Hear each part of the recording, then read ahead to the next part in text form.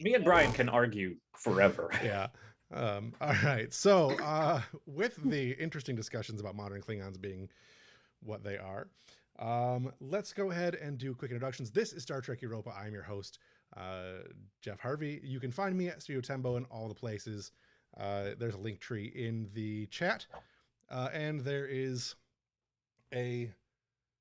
will be a link tree in the show notes and all the stuff afterwards. I forgot where I was going with that. We do have a special guest this episode. We'll let her introduce herself last, but let's go ahead and start with our regular cast, and that will be Brian. Go ahead. My name is Brian. I am playing Yezabeth Hage amongst other characters. If you find me, I will hide in my hole again, and there will be 6 more weeks of winter. All right. Ev, go ahead. I'm Ev. You can find me on TikTok at Caffeinatrix. You can also find me over on Twitch on the St. Pete by Night server, where we play Vampire the Masquerade. I will be playing Dr. DeSavio Nayet, the CMO and XO. Cool. Jack, go ahead. Yes, hello. I am Jack. You may know me from my own streaming channel, twitch.tv/The People's Ascension, and its associated YouTube and Twitter. Right now, I don't have much of anything going on. I'm taking a little bit of a month off after my month-long charity drive last month. Just taking some time for myself, recuperating and planning for the future. I have some cool things coming up, but nothing all that current. Might be getting back into some more video game streaming, might be doing some more just world building kind of stuff, but I should, if I can get people to everything to line up, should have some workshops coming up in the future, some interviews, and a new season of RPGs Uncovered. So I will drop my links in the chat somewhere and you can go check me out. But for now, I am playing Captain Irani Ambrose, our half Hellion POW war-scarred captain aboard the starship Europa, as well as all kinds of other fun casts, and I am excited to bring somebody new onto the ship. Speaking of which, Kendall, go ahead. Hi, I'm Kendall. You can find me on Kendall the Elemental on TikTok. I usually have D&D content over there, and I'm also can be found on the St. Pete by Night Twitch server where Calf found me, and yes, found me in a box. I was fine. Vampires in boxes is usually a bad thing. Yeah, depends on the box. They're to-go boxes. They pile very neatly in a storage container. It's fine. I'll be playing Tara Less, a Trill that is going to be coming aboard and is an anthropologist. Awesome. Anyone who's in the chats, my chat functionality has just stopped working, so I will not be able to reply to anybody, but I'm sure Jack That's can. Exciting. I was going to put my link in the show notes, or my link in the thing there, but I couldn't, so. I can handle that. I don't know why it stopped, but it did. With that, I have chat. Yeah, I don't know what's going on. I think it's because I use Restream, and they have recently downgraded their capabilities, so I may be looking for a new provider shortly. Anyways, I believe that when last we left our intrepid adventurers, some stuff went down that Evelyn, you can go ahead and give us a recap. I think some stuff had happened that went down. So we had the Dr. Joanne of the Hadal had been grievously injured, needed several organ transplants to survive, and the closest match on the ship was the young, 14-year-old Hadal boy.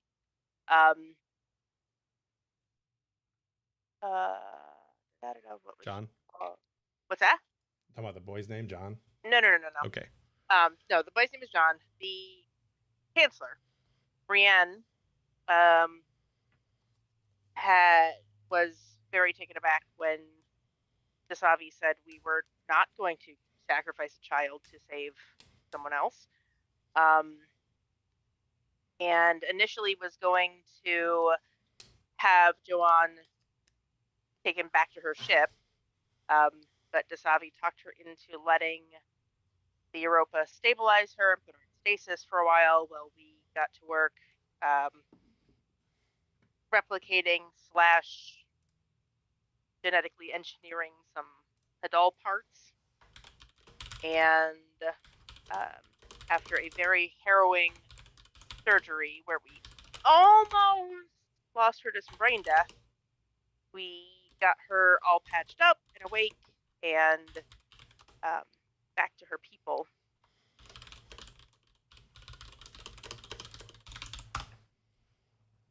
Never mind my extremely loud keyboard.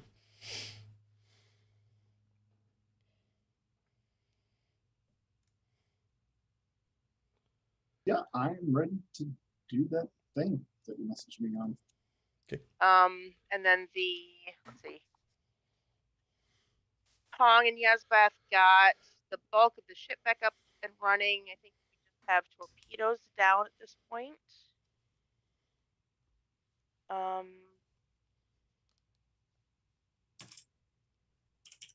At that point, yes. Yeah, at that point. And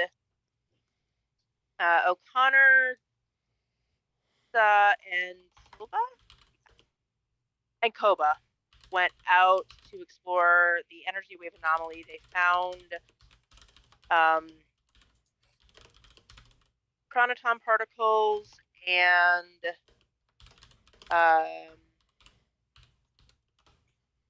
some Romulan debris, very, very tiny Romulan debris. But from that, we concluded that whatever blew up the ship was very likely inside the Romulan ship or like on it.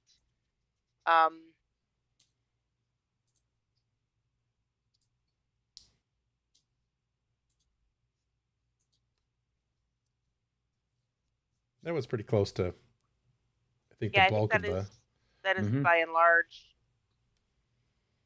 Yep. Double checking. Sure, there's nothing, no high point. Yep. I think that was, you guys had discovered that there was possibly some cross-mogenation betwixt the Romulans and the Hadal, although it was unconfirmed and unknown as to what extent and if it was voluntary or not. So right. Yep. And we got the captain disconnected from his chair and up and running on his own. You also got the SSH, at least for that episode, possibly for longer. You did manage to get him into a functioning bot body. Finally got uploaded into his repair chassis just in time for repairs to be complete. Yes. He helped with some of it. He did. He was very helpful that's true. Yeah. in making organs. Yes. All right. With that, the ship is flying through space. You're traveling at cruising warp on your way to your next mission. The tension on the ship, the mood of the ship, is a little high still. The things that the ship has gone through, the crew has gone through over the last few months have been pretty demanding. So there's a lot of tension going on aboard ship. When we come to Koba, making his way through the halls, doing his thing. Koba, go ahead. Oh no. Well, there is one person who is never going to let the mood get him down, and that would be the Bolian security officer, Lieutenant Koba. And so he is going to go down the hallway, one of the access hall or one of the hallways, and pass out. He's gone ahead and replicated up actual flyers, paper flyers that say a party at the, what was the 10 forward called? The Forward Lounge. I don't remember what we actually called it. I have to look it up. Yeah, the party at the Forward Lounge. And it has little pictures of party hats, and it says, drinks will be provided. And he's passing them out and going up to people. Who do we see in the hallway? I wonder. I think it would be fun to see a nice interaction between. I think Tong and Koba don't ever see enough of each other. Plus, yeah, I was thinking Tong. Tong seems like the kind of guy who might be interested in a party. So, all Tong, right. buddy, oh pal of mine. Right. Hello. Yes. Koba. Yes. Lieutenant. Hello. listen, have I got a deal for you, and it's absolutely free. Well, that is quite a deal. Actually, it's not much of a deal for you. Great deal for me. Yeah, so it's a fantastic deal for you. Perfect. He'll wrap his arm around you and push the flyer towards you. Take one. Only one. I thought this was a deal. Well, yeah. What's a party if not a deal? Ah. For a second there, I thought you might be an excellent Ferengi. Ferengis don't throw too many parties. Exorbitant costs. That's their loss, my friend. Have you never been to a Koba party? Have you? Trust me. The Grand Nagus wishes he could come to a Koba party.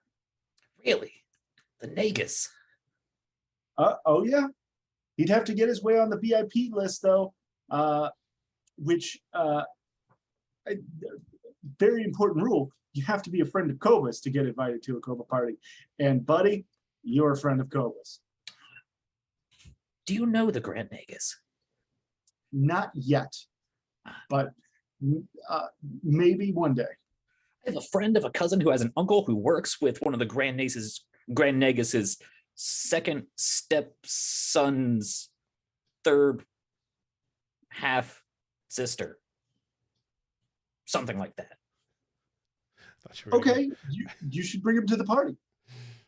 That could take a while. Well, then bring someone else. Come on. There's got to be somebody on the ship you want to ask on a date. Date. Yeah, you got a party is a perfect place for a date. Right. What do you do at these parties? Whatever the hell you want.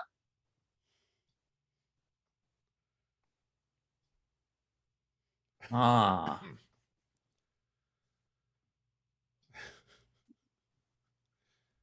Okay. Sure. Is Coaster coming? But I'm putting in a semi-strict rule. No senior officers. They harsh the buzz.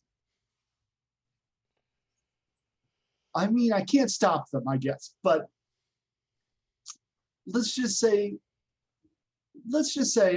nobody wants to this to turn into a conference, you know? Right. No, very good. Okay.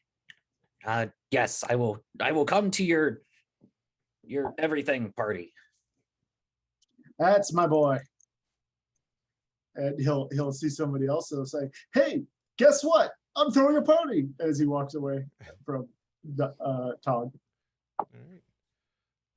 Go ahead and do our opening credits.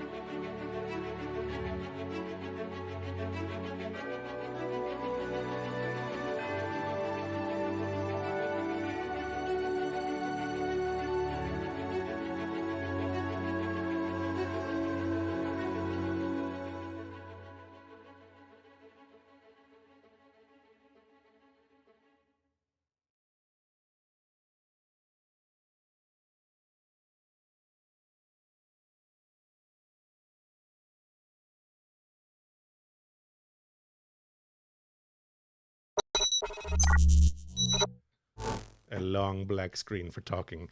All right, let's go ahead and do the captain's log.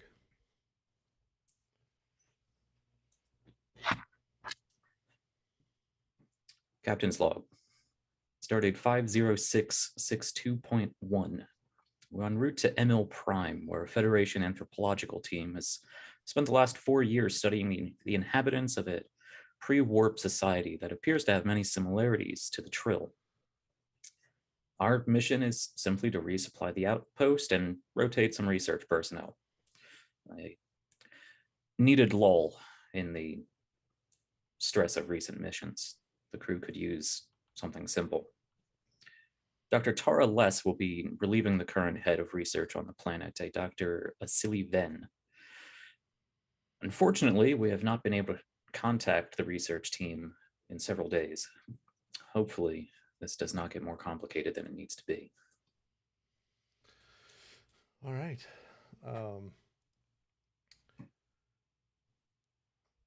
To start out, I think it might not be a bad idea to have an introduction of the main crew to the good doctor.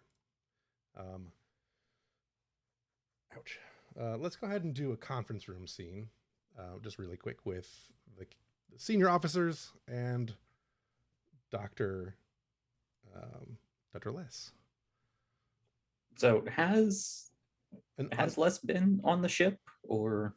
Probably for at least a short period of time, like the general initial greetings, but not the mission briefing stuff. Okay, so Tara Less is replacing the person who is already on the planet. Correct. We're dropping her off. Okay. You're dropping her off and picking him up. That's the plan. Gotcha. This is a very large Uber. Yes. Yep. It's not as big as if it was in the Galaxy class to do something like that, but you know. And that's basically what Starfleet is. Just intergalactic Uber. Pretty much. Let's see. Coaster is probably not going to go because he's busy doing stuff and doesn't like talky talks. But Yezabeth, being the acting head of operations. Coaster fulfilled his social duties for the next 10 years. Right. He talked he was in a whole episode. Mm-hmm. All right. And I don't have the picture for there because I didn't get a chance to upload it. All right. So you're in the conference room. Again, you haven't had contact with the planet in a couple of days. It's been probably 3 or 4 days. I imagine that this would be a good opportunity for the crew to begin discussing any plans, any things like that the crew might want to do as far as, you know, I don't have contact with these people and we don't know a whole lot about the planet. So a good way probably also have Mills and or Koba as the security heads. Yeah, I got Mills there. Okay. So, although Koba can also be there, it doesn't really matter. So go ahead. I'm trying to find the conference room and I can't find it. So there it is. All your PowerPoint presentations have been assembled as necessary. Occludified. As I said, though, the ship, the crew that is supposed to be on the planet, it's a 4-person team. They rotate generally about every 6 months when supplies are dropped off. The primary research heads, there's 2 or 3 of them over the course of the project. The good doctor that's with you today is one of the leads. She's being rotated back to the planet, whereas Dr. Ven is just getting ready to leave. Is supposed to be leaving for from his rotation. They generally spend 1.5 to 2 years on the planet. The leads do. It's project's only been going on for about 4 years, so there's some, depending on what's going on with the planet, the research leads sometimes stay longer or shorter depending what's going on. That's about all I got for that. To set up. Again, you've been trying to contact them. The last report that came in from Dr. Ven was 7 days ago. The last time he made contact with anyone in Starfleet was 4 days ago. The last message that he sent there wasn't really anything out of the ordinary as far as anyone was aware. Like it's just a standard contact. So. May I ask if there's anything in particularly we should be discussing? Well, I mean, you've got no contact right now. You're just going to show up at a planet, and you're going to have no plan to do anything. So the plan here, the idea for this moment would be to discuss either what's going on the planet, who's supposed to be what. You know, like you're missing a crew member, you're missing a whole possible team. Right. Has Dr. Less been on the planet before? Is she part of the rotation, or is she new? Part of the rotation. She was one of the original people on the planet. Gotcha. Okay.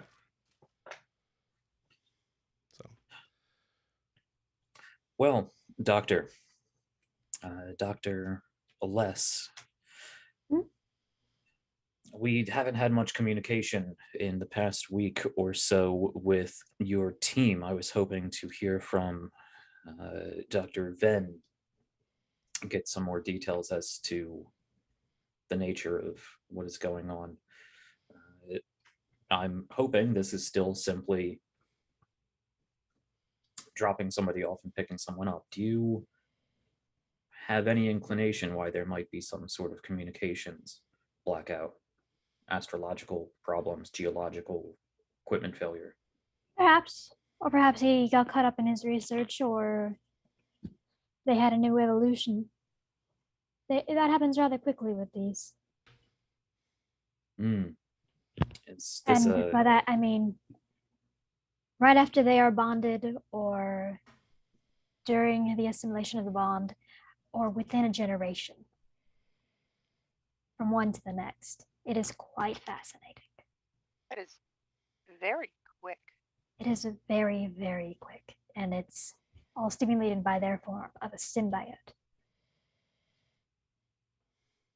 Are we talking large scale physical manifestations or simply societal changes? Both. They are accelerating evolutionary, technologically, and culturally massively by the year. Well, I'm sure that is fascinating, but to me it sounds strategically dangerous and tumultuous. Agreed. I think of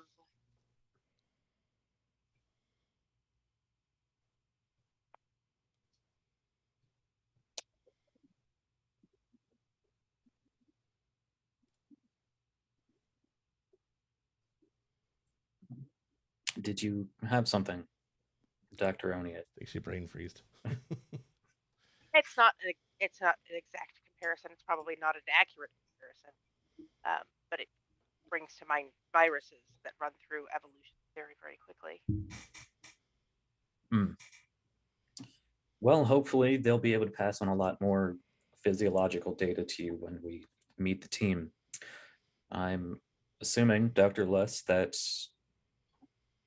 wherever you are operating from, they are operating from, is properly secured, camouflaged, maintaining the prime directive. Of course, they have no idea we're there. We're mainly obtaining observation. That's unfortunate. Unfortunately, having read a number of these reports, these observation projects have a tendency to be observed themselves eventually. Yes, Researchers get a little too eager. Well, that's why we rotate. Once we get to that point of eagerness, we tend to be moved. And then once we're gone long enough, eagerness fades and we're able to be returned. Well, let's hope we are still properly on schedule then. Yes. Do you have any information about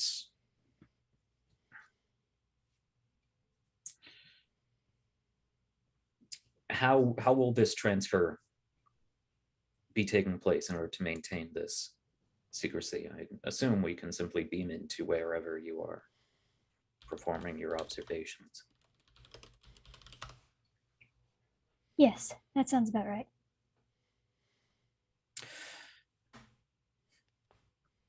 Well, unless you have any inclination as to why there might be some sort of communication blackout, we can only proceed as we are. We'll attempt communication again once we're in orbit. With their accelerated technological evolution and their progressiveness with it, at least part of them, they may be blacking out for the sake of not being detected. They are still pre-warp, but they are advancing rapidly. Now, pre-warp covers a long technological range. Are we talking industrial, space flight, intersolar? Hold on a sec, I gotta read the thing. It's somewhere in here. Are we dealing with people who communicate through Morse code taps, or do we have to worry about radio waves and long Mid-industrial. distance. They were just as a when they were discovered 4 years ago, they were they were the beginning of mid-industrial, early to mid-industrial, but they advanced very quickly. In the last 4 years, they've had something along the lines of 80 years of human growth. So if they were mid-industrial, mid-19th or late 19th century, you add 80 years to that. That's where they should. That's roughly where they would be now. Any idea why they're advancing as rapidly as they are? Are there other outside influences? The working theory is that the bonding with their symbiotes on their planet has accelerated that sort of growth for the sake of them being prime hosts. Yezebeth strikes in her chair. Dasavi will actually look to Yezebeth. Is that, from your recollection of Trill history, is that roughly how Trill society advanced as well? Well, depends who you ask, I suppose. The symbiotes have been a key driver of the way Trill society has evolved, but because there are only so many of them in existence, it still requires society to advance it still requires the mechanisms of society to advance at a normal pace. If the symbiotes here were ubiquitous, I couldn't imagine how fast they could go.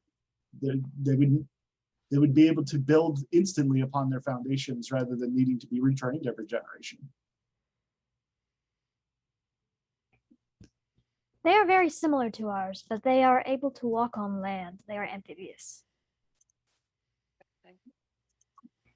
And they live very long lifespans, much like ours. What percentage of the population actually is joined? From our observations, I'd say half, but that other half is not willing to be joined. And they have slowed down in their evolution, so to speak. Elizabeth will audibly hiss, and she'll say, Trill history has shown that when there are haves and have-nots, it never ends well. Oh no, it's more of a philosophical difference than a persecution on one side or raising up of another. Luddites. They believe things are moving far too quickly. Some of these people are using these accelerated technologies from stone houses. So we could be looking at two rapidly diverging civilizations on this planet, one that is far accelerating past the other. Yes. Do they cohabitate? Or have they separated themselves off? There has been a divide. I imagine they're eventually going to be completely separated. Much like I don't really recall. Are there any humans in here? This is out of character. Mills. Ambrose is half human, raised on Earth. Mostly human. Yep, the security officer is human. Much like how the Neanderthals and the Homo sapiens separated.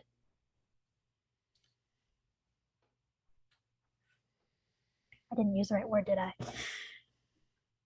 You're talking about speciation. Yes. The act of becoming a new species. It very well may be happening because of the physiological evolution that these people are going to do to these symbiotes. Well, from too many civilizations' history, when one set of people is diverging and continually divergent from another set of people, it tends to breed conflict. Would you expect a civilization to exist without conflict? No, unfortunately, certainly not a pre-warp civilization. But a civilization moving as quickly and as divergently as the one you described could very quickly become chaos. I find many civilizations are born and always have some sort of chaos, regardless of how pretty they look on the outside. It's what makes them so interesting. I suppose I'm more concerned about the chaos of gunfire, explosions, troop deployments, War. war. There are certainly examples of species that have coexisted on the same world, but been able to set aside their differences. That tends to happen, especially when they find out a larger galaxy is out there.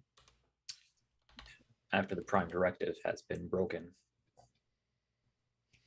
Common enemies usually bind people together. But as far as At they're least concerned, temporarily. while the enemy remains. But as far as they're concerned, they are the only enemy. And I don't think they fully comprehended that they are enemies yet. But they may very well in the next year. I mean, do they see themselves as enemies, or do they simply see themselves as a portion of the population who has chosen to They both see remain as is? themselves. They both see themselves as better than one or the other. One of them sees themselves as moving very quickly and rapidly. The other views themselves as purists to who they are. We have examples of the same thing in troll history. Oftentimes when people believe that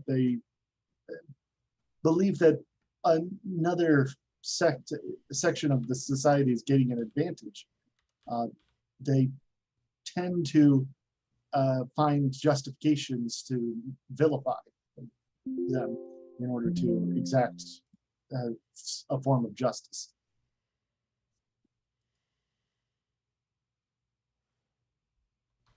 Exactly.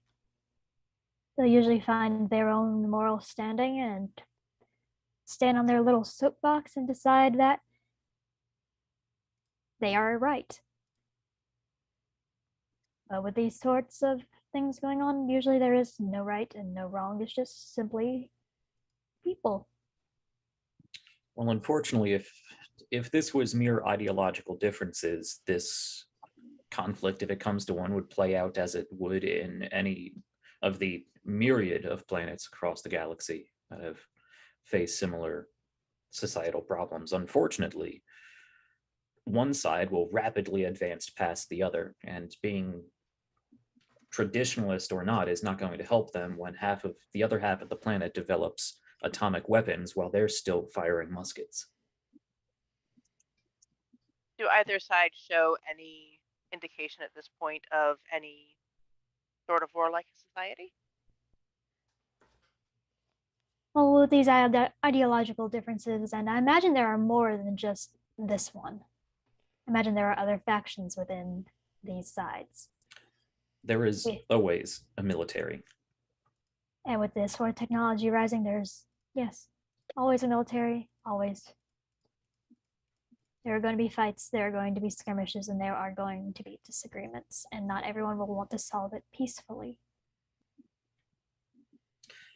This conversation may be veering towards academia, which I'm fine with, but I need to remind everybody in this room that we must remain observers. We must adhere to the Prime Directive. We can't interfere with whatever ideological squabbles they have, even if that means half of a population is destroyed in atomic war. That may be, I'm hoping, that is far outside the scope of what should be a few days to rotate one person with another. My main concern, however, is what sort of tumultuous environment the person down there may currently be in. if in the past 6 months or the past week since our last report, this has erupted into violence, has erupted into weapons testing, has made strides in new detection capabilities. Those are the concerns that I have. Practical, strategic concerns involving our mission. So I need options for when we get there. Best case options, worst case options.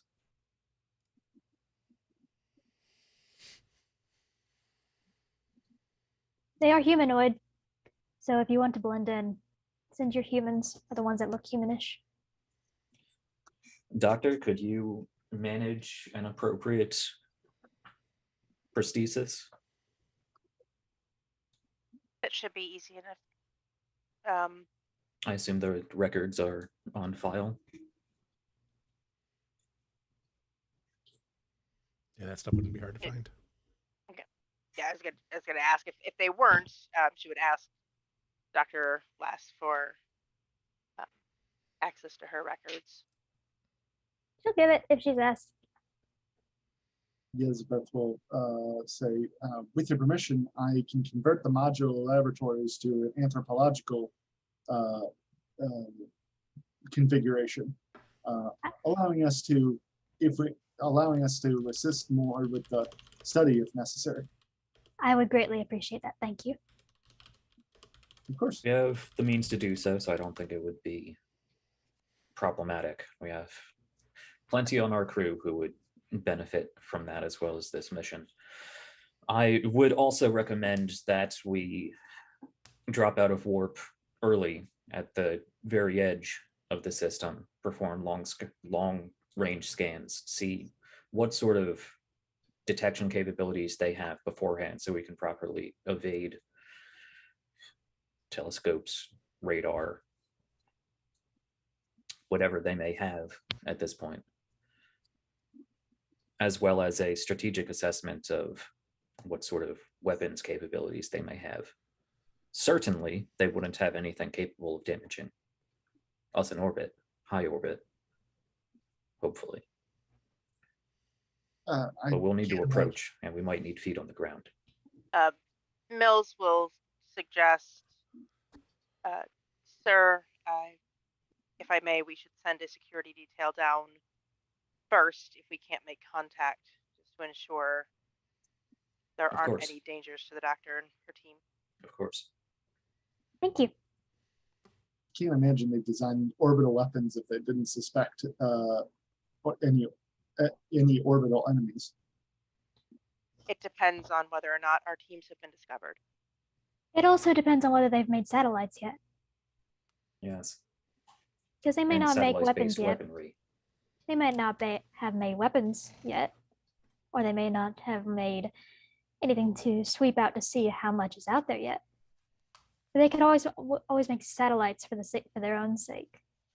Not to mention telescopes, radio telescopes, and otherwise.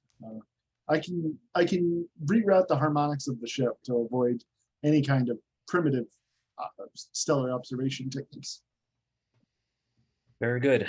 Dust off the playbook from a few centuries ago. We may need to avoid some antiquated technology that may also be interspersed with much more modern, or at least advanced in their terms, technology. We'll proceed as we... Sorry, Doctor. Sorry. It always excites me to visit this civilization again. They advance so quickly, and it's amazing how quickly they go through all of it. But it's also worrying for the fact of their physiology and how quickly it goes. How is their physiology handled? We have not gotten any bodily samples, so to speak. We have done some scans, but nothing that involves getting close enough to get a good look. But I can't imagine that anything that would cause them to evolve while they're alive would be it would be quite stressful. No, I agree that that level of evolution creates a great deal of weak points or potential for some. It also makes me want to study their symbiotes a little more, because it sounds, with the way that they're pushing their hosts to evolve, it sounds almost to the point of parasitic, even with the advancements. Well, Maybe the virus analogy wasn't too far off. Parasite isn't a biological. A parasite isn't a biological category. It's simply a description of their behavior. It could be both. They could.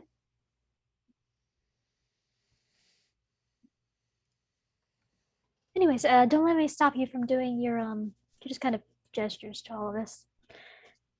We'll proceed as planned. If all goes well, we'll reach high orbit, establish contact, and beam one person up, beam another person down. Easy as that. If it's not as easy as that, we can look for alternative beam in points, someplace secure. We will need to identify that location. And if for some reason that is complicated, we could always take down a shuttle, though the closer we approach to this planet or any city structure, any major population, the higher risk of detection. So we'll need, well, some means to get around that. And, well, we certainly have plenty of experienced pilots. Doctor, prepare your med bay for augmenting an away team, however would be most beneficial. Yesbeth, I'll have you tend to the sensors and make sure that modular lab is properly calibrated. Dr. Les, you may have already spoken with Specialist Varen, our long-term Vulcan anthropologist on the ship. I'm sure she would be eager to assist in whatever capacity you would need. Actually, I haven't. I haven't really gotten a chance to speak with anyone. I've been trying to get all my things together. It's very, to put it simply, I'm a very messy person. It's all in there. I know where it is. But yes, I would love to speak with your Dr. Grant. Perhaps we could ever meet at the laboratories. I'd like to make sure we have everything set up in a way that in a way that you can use. I'm no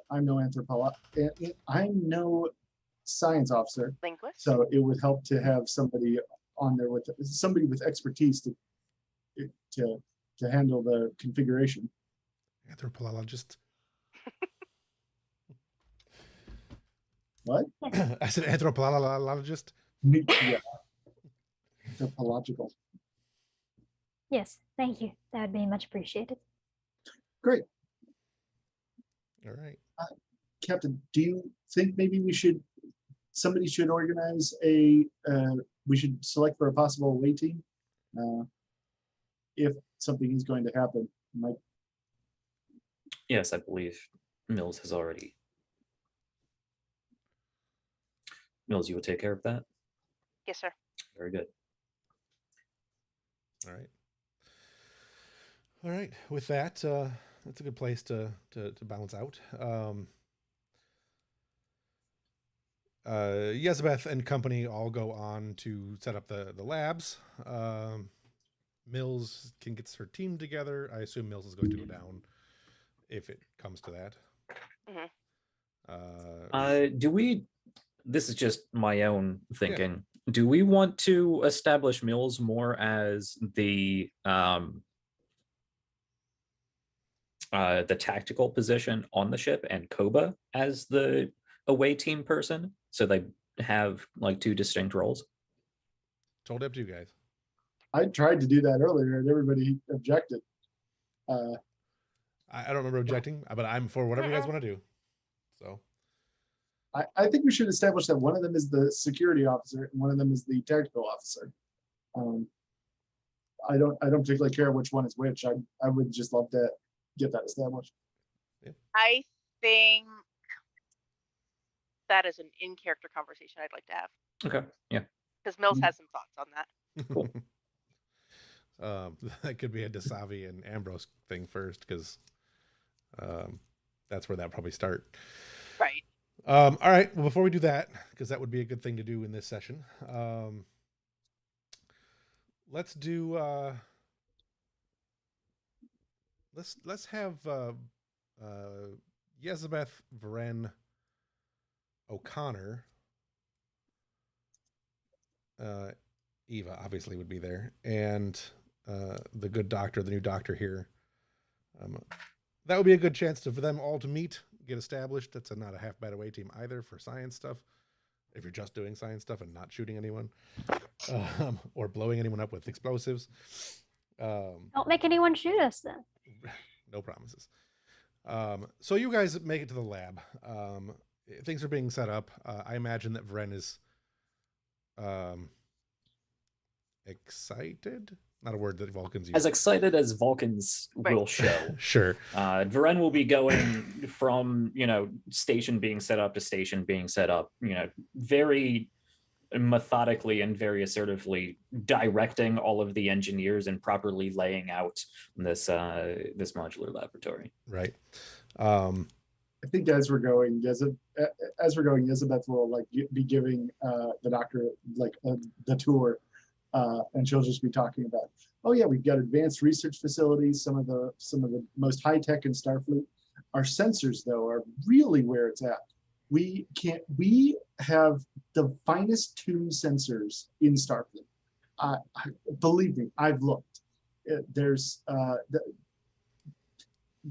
We could find a penny in the Pacific Ocean if we wanted to. Is that where you specialize? Sensors? Yes. I'll admit that's always been an area of interest in me. No, go on. I think it's been forever since somebody's told me to actually continue. Well, here's the thing: is we've got Mark 7 dialith polarized sensors. That means that they actually bounce off the molecules within the target, and I'm sorry, I get kind of obsessed about these kinds of things, especially with sensors.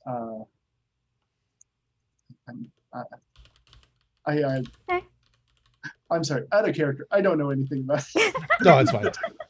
I just wrote down the Mark 7 dial whatever crystals things so that I can put it in the sheet. Yeah. Yezabeth will go on and on about the kinds of sensors, and she'll say, back before I was joined, I used to spend all my time in the. You were joined. Oh, yeah. I'm sorry. I kind of gotten used to everybody knowing. Yeah, I'm Yezabeth Hage. I'm joined with the Hage symbiote. Ah. I've known quite a few people that are joined. It's how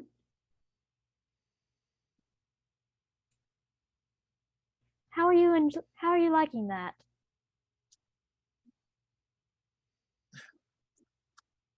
If you'd asked me before I joined, I would have said I didn't want it. But now that I've joined, it's kind of amazing. I could draw upon the I know what our world was like for the last 300 years from personal experience. I've met so many different people, loved so many different people, and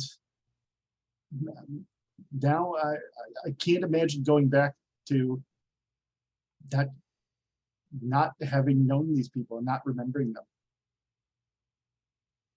I'm sorry. I know it. I always feel like it's kind of gauche to talk about. Oh no! Oh no! I'm quite curious. It's quite all right to go on about it. I don't mind you talking. You realize that, right? Do people tell you to be quiet often? Well, sometimes, but not most of the time. It's just me thinking that. You get flustered about talking about things you're passionate about. Well, it's because I know that not too many people are interested in it. Then make them interested. You are in a fascinating field. If you go on enough, if you tell them enough about it, people will listen to you. They will eventually want to learn what you're talking about. How is it that I'm the one with 4 lifetimes of experience and you're telling me you're making it sound so easy? Because I'm just me. I gotta say, I'm kind of impressed. It's Sometimes when you don't have to absorb and think about what everyone else before you has done, you are able to push yourself and advance yourself forward easily. You're able to put confidence in yourself and not what you were. I had a hard time with that before and after I joined. Well, sometimes there are outside influences. What about you? What do you? What outside influences are you thinking about? Well, there is quite a bit of pressure in our society, isn't there? Ours, specifically. Oh, Be yeah. the best, to be joined is to be one of the greatest honors. And she kind of says it with a bit of distaste. They push you until you can't. They push you beyond that, and then they push you until there's nothing left. And I've had 2 siblings joined. Wow, They 2 are, siblings in one family. yes, my parents are very proud. But there is quite a bit of stress that comes with being joined. And from what I've seen of quite a few joined people, outside of you, actually, because you enjoy these advancements so much, you are so passionate about these sensors and how far they can go and how much further they can go. Usually they focus on what they were and try to live up to what they were by emulating it rather than continuing. I find it stagnating. That's an interesting way to think about it. I don't think any of my hosts have ever thought of it that way. Well, that's because they wanted to be hosts. True. I mean, Yezbeth, me, I still haven't quite got a grasp of how to say it. Never really wanted to be a host, but also never really tried. She always just kind of thought she'd never accomplish it, so didn't bother.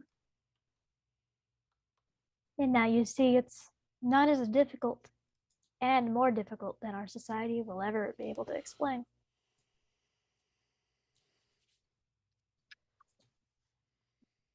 I think I'm going to look forward to. I think I'm going to look forward to this mission. I think you'll find the symbiotes on this world fascinating.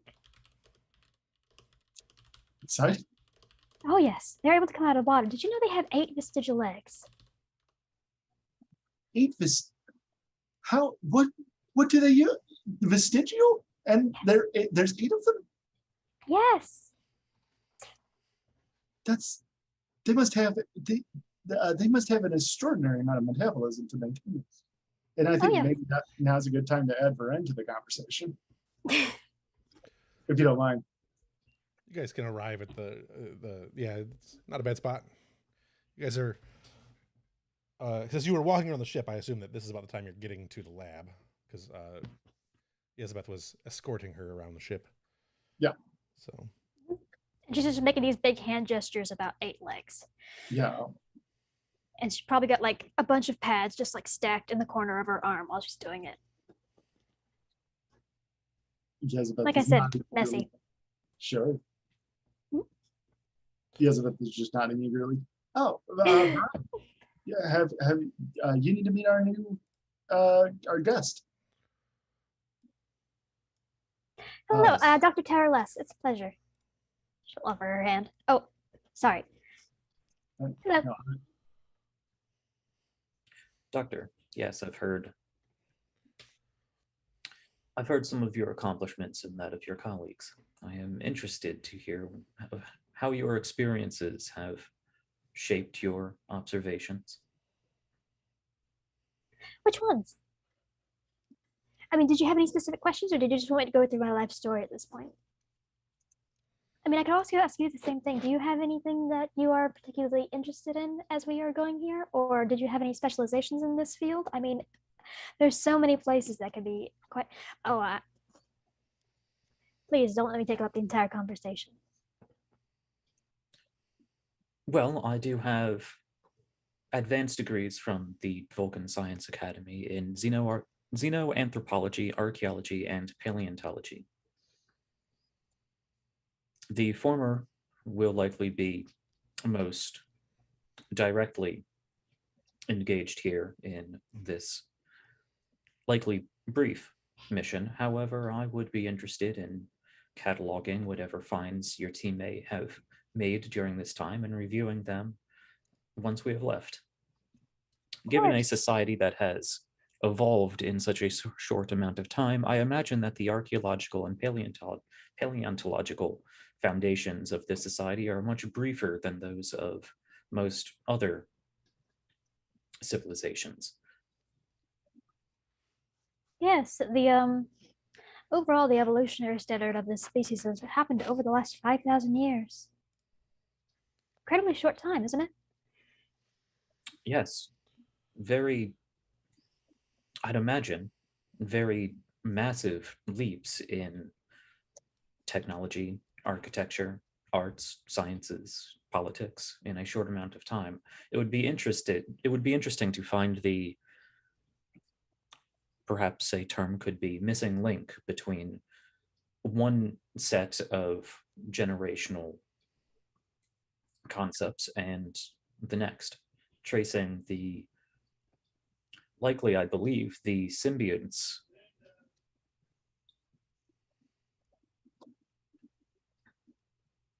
exertion over the evolution of the society. I imagine it's. Oh, I'm sorry. do you think that they're biologically altering their hosts? Yes. I think they're changing to be more suitable hosts rapidly. But I also think they are working alongside them in a way that is similar to ours. It's why our world is very interested in them. I suppose. I know that a lot of people back home would call that the symbiotes directing trail biology a conspiracy. I imagine there's quite a few conspiracies floating around about the symbiotes. They are a very mysterious being to quite a few people. Well, if Well, this go ahead. to my understanding, the Trill have managed to remain quite harmonious between the Trill population and the symbiote population. I believe largely because, and you can both correct me if I am mistaken, that the symbiont does not directly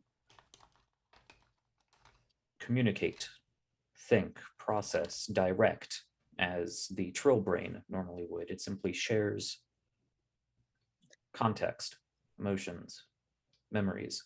If these symbiotes are capable of being a wholly second party in fully formed mental and cognitive communication and development, that could certainly lead to one species becoming, advertently or inadvertently, dominant over the other.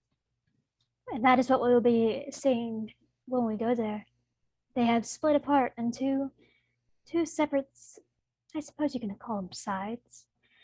One group of people does not want to be bonded and choose not to be, so they don't. And their evolution and physiology, and technology has all slowed to a rather, I would say, some could call it a normal or more steady pace, and the other continues to advance rapidly on the same planet. So you might find those answers if you look for a little bit. Yes, it would be quite fascinating to see what the short-term observations and the long-term observations, how they would differ. While this project has been going on, I believe, for the past 4 years, I'm sure a much longer mission, closer to 400, would create a much more holistic picture if these societies managed not to kill each other before then. Perhaps, but I imagine that most of the information I would know at this point is a little bit out of date. I would say that the other doctor that we are going to be pulling up would probably have much more recent finds as they are advancing so rapidly. Yes, I'm interested to hear what Dr. Ben has observed. Yeah, me too. Let me know if there's anything you need as far as the lab. I'm sure we can make it happen. The Europa's modular laboratories are able to configure themselves to any template. So I'm sure we can whip up a workspace that the two of you can find incredibly useful. Given the rapid advancements in this civilization, it may be fortuitous to set up a linguistic station, one where we can, on demand and on as needed, adjust the universal translator. She'll take out a pad and start typing it. I'll talk to the SSH. I'm sure we have something like that. That sounds like a good idea. All right. With that, let's go back to the bridge. You're getting to the point now where you're arriving in the system, or near the system anyways. Obviously, you weren't going to go into the system immediately because you wanted some lead time. Mm-hmm. Back on the bridge. I assume Dasavi is probably on the bridge at this point. Silva's probably steering the boat. Oops. Oh, good Lord. And being Varen hurts my back. Can't maintain that Vulcan posture for 20 minutes. When I was in Brian's campaign, I was playing a Vulcan and I was playing a doctor. And when I played the doctor, I would actually literally lean back in my seat and put my feet up. Mm-hmm. And I would either have food or drink in my hand the entire time. And when I played the Vulcan, I would sit as straight as humanly possible. And I could tell when I wasn't doing it that I was playing the character a way that I didn't want to play them. Mm-hmm. Yeah, so, and we weren't even on camera. No, we weren't even on camera. It was all for me. All right. So on the bridge, you've come out of warp just outside the radius of the 7th planet. There are 7 planets. You get the basic information on the solar system. It's pretty typical green belt type of world.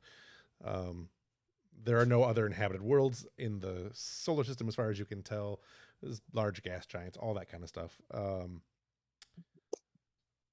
the 7th planet is the one that's inhabited? No, it'd be the 3rd planet that's inhabited. There are 7 planets. Gotcha. You have just entered just outside the 7th planet, so it would be the 3rd planet, much like Earth. The planet is slightly larger than Earth. Its atmosphere, however, is pretty much identical. It's maybe a little bit higher gravity. The O2 is pretty comparable. The only thing you're picking up is the sensors are picking up slightly varied versions of radiation on the passive sensors. Something that you'd have to do a deeper scan. Something that, well, I'll let you make the roll before I tell you that. You are detecting radio signals.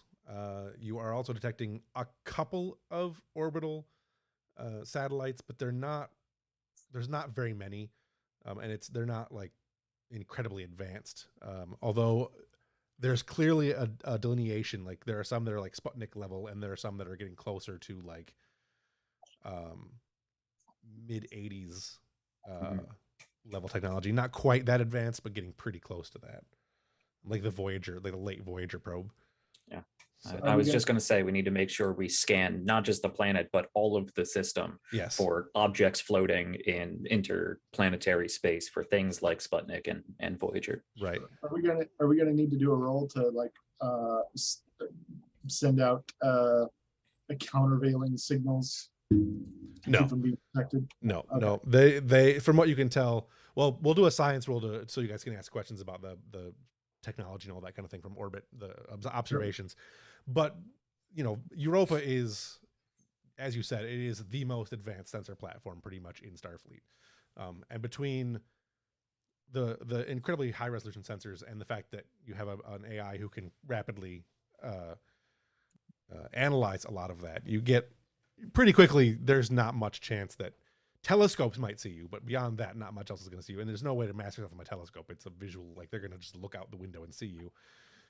But we would come in behind a planet or something. Right. You can stay hidden by piloting, but physically there's no like electromagnetic thing you can do. You guys don't have cloak. But yeah, you could certainly mask yourself around planets and hide close enough to things that no one's going to see you. There are 2 moons around the main planet. It would not be hard to get near one. And basically just blend in with it. So yeah, I'm sure Starfleet has basic do not detect the flying saucer strategies. Yes, and this is like, these are not the saucers you're looking for. This would be similar to like someone coming to 1950s, 1940s America, with slightly more like it's odd because as you're looking at this, you're seeing a difference that there are huge areas of the planet that are clearly somewhere between Bronze Age and Middle Ages, and there are big portions of the planet that are somewhere between 1930s and 1980s America. So there's there quickly you can see, and the doctor will be able to tell you this too. There are buildings that are fairly modern 1940s Frank Lloyd Wright type stuff right next to buildings that are like the plains of, or not the plains, but the hills of Scotland, Rob Roy like level stuff. I mean, to be fair, that's true in our world too. It is. Yeah. It's just a lot more prevalent in their larger cities. Like in New York City, you don't really see, a ramshackle or a thatched roof hut next to a skyscraper. You know what I mean? No, whereas that kind of happens here. So go ahead. So they're more intermingled. They're much more intermingled, yes. As in the technology has advanced faster than the building has than they've been able to build stuff. Infrastructure takes a long time to replace. It does. All right, so go ahead and let's do a science roll to be able to answer you guys a bunch of questions. You have 0 momentum because this is a new session. I have threat, but I don't remember how many. I'll figure it out later. Go ahead and give you a threat. All right, how many you want to give me? Just one. Okay. Does Tara want to assist? We can do this together. Sure. Okay. I'm new to this, so yeah, so just roll 1 dice. So first, open up your sheet. Obviously, you know how to do that. Yes. Let me open your sheet so I can see what we're doing. On the sheet near the side, you'll see where it says dice rolled. On that, you'll click the number of dice to roll, which is the task roll number of dice. And it's between 1 and 5. Obviously, you're going to roll 1. You're not changing the complication range. You don't have to worry about that. I believe you probably have a focus that applies to this. It would be... I have history, anthropology, linguistics, psychology, and archaeology. Yeah. I guess technically you wouldn't, but I would just say because of for extenuating circumstances, because of who the character is for this session, go ahead and add a focus. You would normally only be able to add a focus if you had a focus. But you are a studious individual. Anthropology makes sense to me. It could work. Yeah. Literally doing this about a civilization. Right. A civilization that you've studied, which is why I would give it to you either way. Sure. Now, under attributes, you're going to select the attribute and the discipline that are going to apply to this. So in your case, it would either be, it'd be reason and science, probably. Okay. So that one. Yep. That one. Yep. And then you click the little Starfleet logo in the purple box. And that's your 1 roll. It's really that simple. There. Okay, great. And the ship assists. And the ship will assist.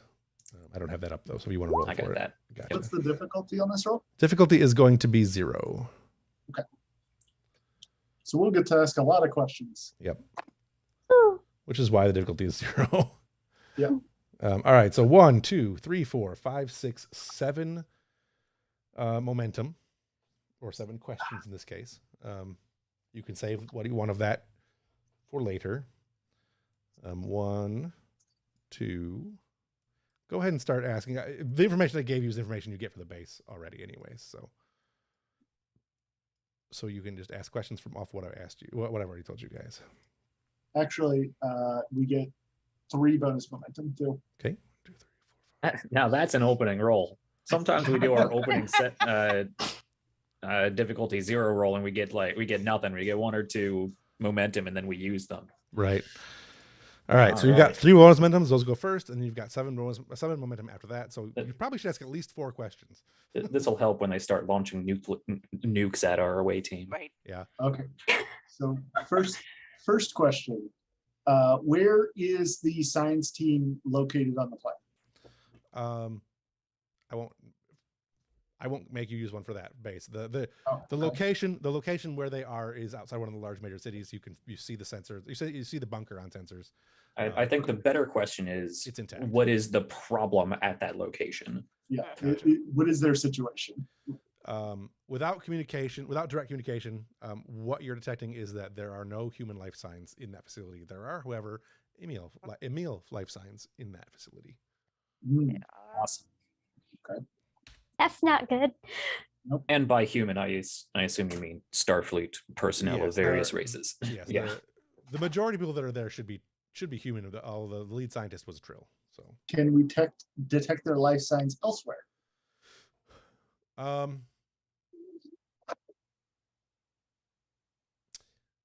No. Although you are detecting. No, I'm gonna say no. Okay. And They there's would no not- way to they would detect not detect remains, if- is there? Remains, there really isn't a way to detect remains. Okay. So I mean, it could be. Why not? there could be, but it would probably be more of a specialized scan than this one. So I'm going to say you do not detect any any Powered obvious scanners remains on your scanners Outside from of this the scope distance. Okay. So Well, if you have any questions, Kendall, feel free to jump in. Just any with this kind of role, this is any kind of obtained information. Yeah. There's an obtained information momentum spend. Okay. So you can just ask a question and Jeff has to answer it within the scope of the role. right, and anyone can ask the question. So I'm just going to get Ambrose's main singular important question out of the way. What sort of weapons fire strategic analysis do we need to keep in mind for this area? How did they break in? How violent was it? How did they die? Were they nuked, or are we dealing with muskets? What are we working with? you'd probably have to get more detailed information. You'd probably have to send down a team or something close to it. What you can tell is that there doesn't appear to be any damage to the structure, and the security field, the primary security field, the holographic field generator is still intact. Have they advanced to the nuclear age? Yes, there is atomic radiation. Okay. Also, I'm going to use one because I meant to tell you guys this anyways. You're also detecting a specific kind of radiation coming from the planet itself. It is very minute. It is also something that was not discovered by the ship that originally came here, nor any of the subsequent transport ships that have been this way. It's something that really only Europa's sensors are calibrated enough to be able to catch. It's a very minute radiation signature, but it is present, and it only extends about 5 or 6 miles from the surface of the planet. What kind of radiation? It is an unknown to Starfleet radiation type. However, it has similar frequency to biological organisms, as if something on the planet were radiating some kind of radiation. It's non-harmful to humans. It is non-harmful to. I love how Star Trek classifies radiation. Yeah, it is an emission. Can you be a little more specific? What is this? Where is it? You said 5 miles above the It is surface. emanating from the planet and goes no farther from the planet than approximately 5 miles. So it is, the atmosphere is has some sort of radiation in it. So the planet's crust is ejecting a radiation. Essentially, it is emitting some kind of particle, for lack of a better term. When you say emitting, that could mean a lot of things. Yes. But you also say it's like coming out 5 miles. It's coming out. All right. So the atmosphere of the Earth is about, what, 3 miles deep? Sure. So that's what I mean by it's emitting. Like, it is part of the atmosphere. Oh, so this is not a specific place. It is not a specific place. It is the entirety of the atmosphere. Okay. Everything on the planet is affected by this. Everything on the planet is within the atmospheric range, just slightly outside. So like if you were, there is an omnipresent background radiation. Correct. Filling the atmosphere. Is it akin to, not necessarily in makeup, but in essence, I guess, to what we were getting from the RN? No, because they emitted their own sort of signature too, right? They did, yes. This is not like that. It is unfortunately, radiation is just energy of various Right. frequencies and wavelengths. Sound is radiation. Light is radiation. It's just not harmful radiation because it's not fast enough. Right. So are we dealing with radiation that is fast enough to damage things? Yeah. It is not harmful radiation. It is an emission of some sort. Are there satellites? There are satellites. There aren't very many though. But so it's somewhere between radio and microscope. Can I ask, why do we think that this radiation is significant? Because it was mentioned. Because it was mentioned. It'll come up, Brian. It will come up. I'm just saying there's always going to be like background radiation every This is planet. a unique type of background radiation. This is right. Unique. And it's a non-native? It is native. It is not something Starfleet has encountered before.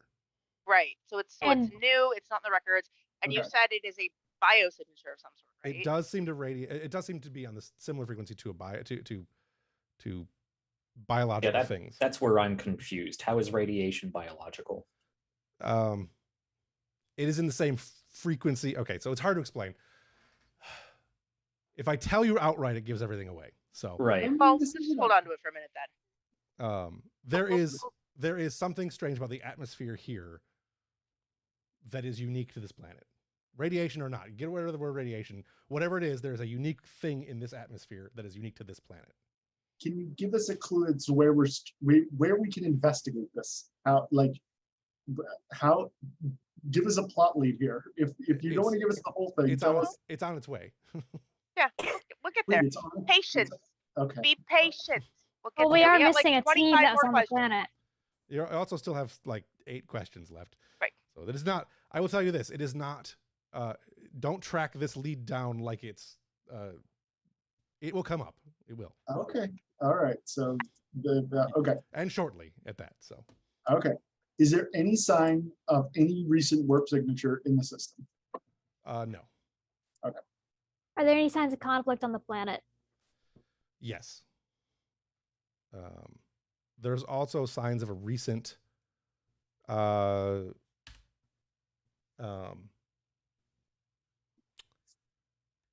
there are signs of ongoing conflicts on the planet, nothing to the scale of nuclear disaster or anything like that. No Holocaust type events. Small and medium scale events are happening at the moment. So is it more than what we would expect? Slightly, yes. It is definitely an advancement from any kind of conflict they've had previously. Are they using caliber weapons, black powder and bullets? Are they using lasers? Are they using early 20th century type weaponry? Okay. So bullets. Yes. Tommy guns. Yeah, like early machine guns, rapid fire, semi-rapid fire, bolt action weapons, that kind of stuff. Okay. Think like early World War I. I think good questions wise. All right. There is evidence in the atmosphere of a relatively recent large-scale hydrogen oxygen burn. So something that was probably launched, similar to what you would experience. So something like you would see in the atmosphere as if a shuttle had been launched. Okay, so a chemical rocket. A chemical rocket, yes. Okay. A large chemical rocket. Can Something- we trace that? You can. Something on the scale of perhaps a little larger than the Saturn V, which is a big one. The trail goes into the atmosphere approximately above the atmosphere, actually, just into the near space of the planet. There is a ship that is orbiting the planet at this time. It is emitting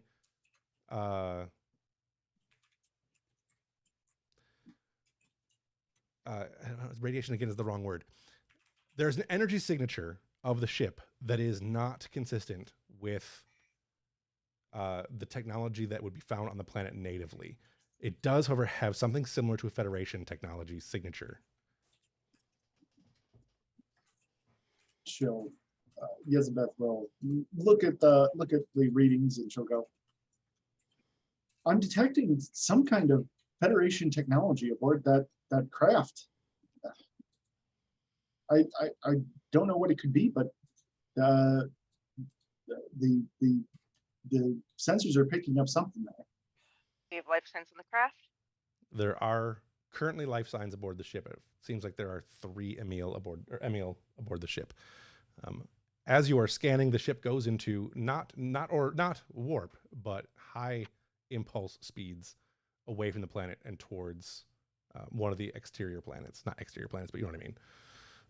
Is it moving in a ballistic pattern as if it is shooting towards it, or does it have control of itself? It appears to be a controlled burn. Okay. Not burn. At this point, it's actually using impulse engines. It's using impulse engines. It is using impulse engines. So we're talking 0.5 light speed. Or faster. Or faster. Yes. Okay. She says that thing is moving way faster than a rocket would. Yes. That is not a technology they would have. No. Are we close enough to the planet or the ship for Dasavi to get a... Yes. Ambrose was on the same line. To get a mental reading? Mental reading. Okay. Yeah, sure, why not? What you get at first is a sense of excitement, which quickly turns into agony, and then fairly quickly actually fades away into just nothingness. On the ship? Yes. Somewhere about 5 miles from the surface. Nothingness, a little more than that, as but yes. Nothingness as in there is no more mental leak. Yes, as in they're probably not alive. They're dead. Yeah. Right. So they just died while we were watching. Yes. Okay. Dasavi kind of pales a little. I assume you felt that as well. I did. The ship does proceed now at a ballistic rate, a ballistic pattern away from the planet. It does not slow down. It just is going now uncontrolled. You get a lock on the trajectory of that ship. I'm sure they have eyes on it, but once it passes beyond the range of those eyes, I want to pick it up. That will take longer than I'm sure we plan to stay here. Maybe not giving that speed, but we should recover that technology. Captain, we could beam someone over. We could keep the rocket on its course. They shouldn't be able to detect if we beam a team over to take a look on the inside. We don't know exactly what happened to them, why they died. That's not... I wouldn't recommend it, sir.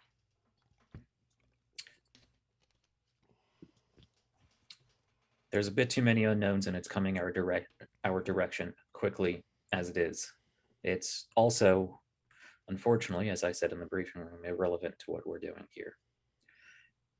The Prime Directive has been breached, as so often is the case on these observation missions, and now we are in the position as to whether it is our job or not, and the logistics of it, to clean it up or not.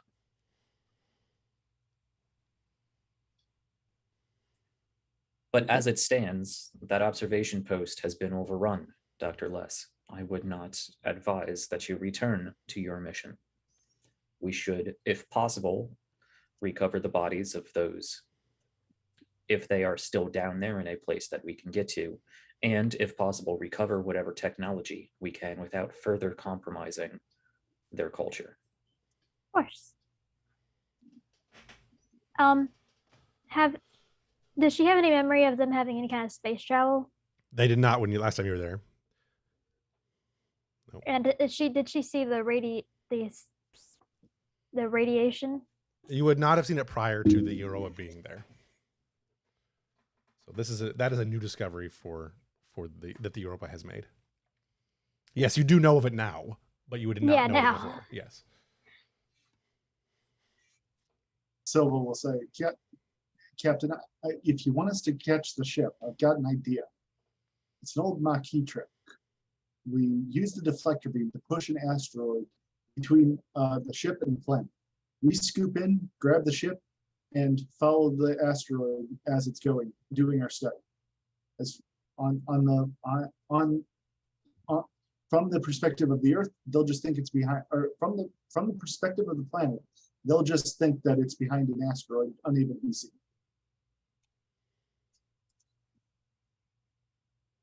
They're probably not advanced enough to detect an errant asteroid being off of its normal trajectory. Will that save us a significant amount of time? The ship, as I said, that ship is already coming our way, finding and propelling an asteroid at those speeds. Probably wouldn't be too difficult for people to pick up a rock and do it. I mean, the tractor beams could handle that. Mm-hmm. So, and just, I mean, the chances of them actually being able to, like, we in the 21st century still don't have the entire sky mapped, so yeah, wouldn't be too difficult. You could just have a stationary rock. You wouldn't even have to go find one that's already moving. I mean, it depends. It depends on, like, I would think that, like, on Earth we would be tracking, like, the Apollo as it's in space. Oh yeah. What I'm saying is that they wouldn't necessarily notice the rock being out of place. They would just notice the thing go behind it. I think Jack's concern was at least in part that they might potentially notice it, or that it would take too long. So they might see the rock and be like, "Where did this rock come from? That rock's supposed to be over there." Also, if the rock moves to immediately follow the ship, that's weird. Or the rock is going to pass by the ship, and the ship will be there before the rock, and then will not be there after the rock. And I mean, they won't see us, but a spaceship will just magically disappear. You could probably. And the question, I mean, it takes time to go to an asteroid, move the asteroid at non-light speed because tractor beam isn't going to propel it at impulse speed, so it's going to have to move over there while the ship is going this way. I mean, at 0.7 or so light speed, we might as well just let it come to us. It's not really time sensitive. Okay, I mean, if you just want to wait. At 0.5 or faster light speed, you reach the end of the solar system relatively quickly. Let's see, will be 16 minutes from the sun to the Earth at that point, and I don't know how long that goes to beyond that, but quite a bit. No, I mean, I know it's a long ways, but we're not talking like days for it to get to the end of the solar system. You certainly can intercept it. They probably, other than radio signal, they probably don't have any way to track it beyond a certain distance anyways.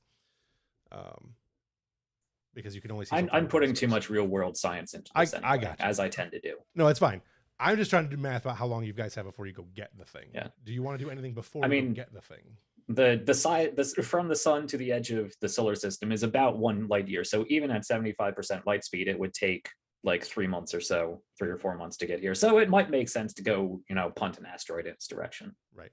And like, again, I'm throwing too much science into Star Trek. Regardless of whether you want to go get the thing or not, do you want to do anything before you go get the asteroid and come back with it? Because you certainly could do that. It's not going to hurt anything. Yeah, that's not going anywhere. Or we know where it's going. Right. You should probably organize that away team. Yeah. Right. So back into character. You could also, I mean, given the distance of transporters, you could probably just transport somebody to it without being seen.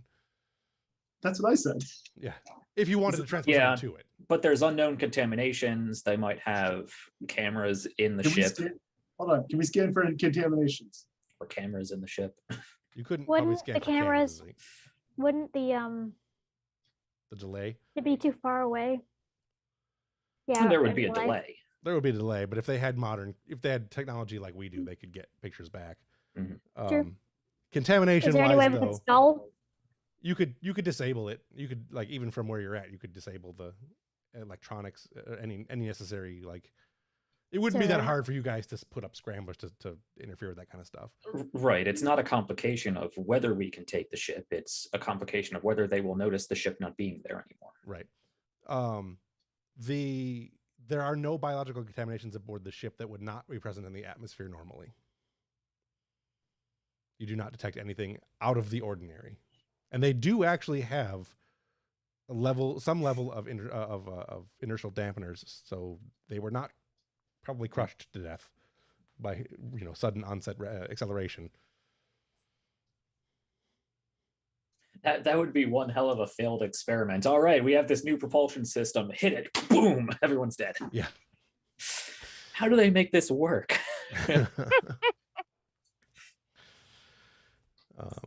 So your tricorders could probably disrupt any kind of radio signals. You're talking basic radio wave.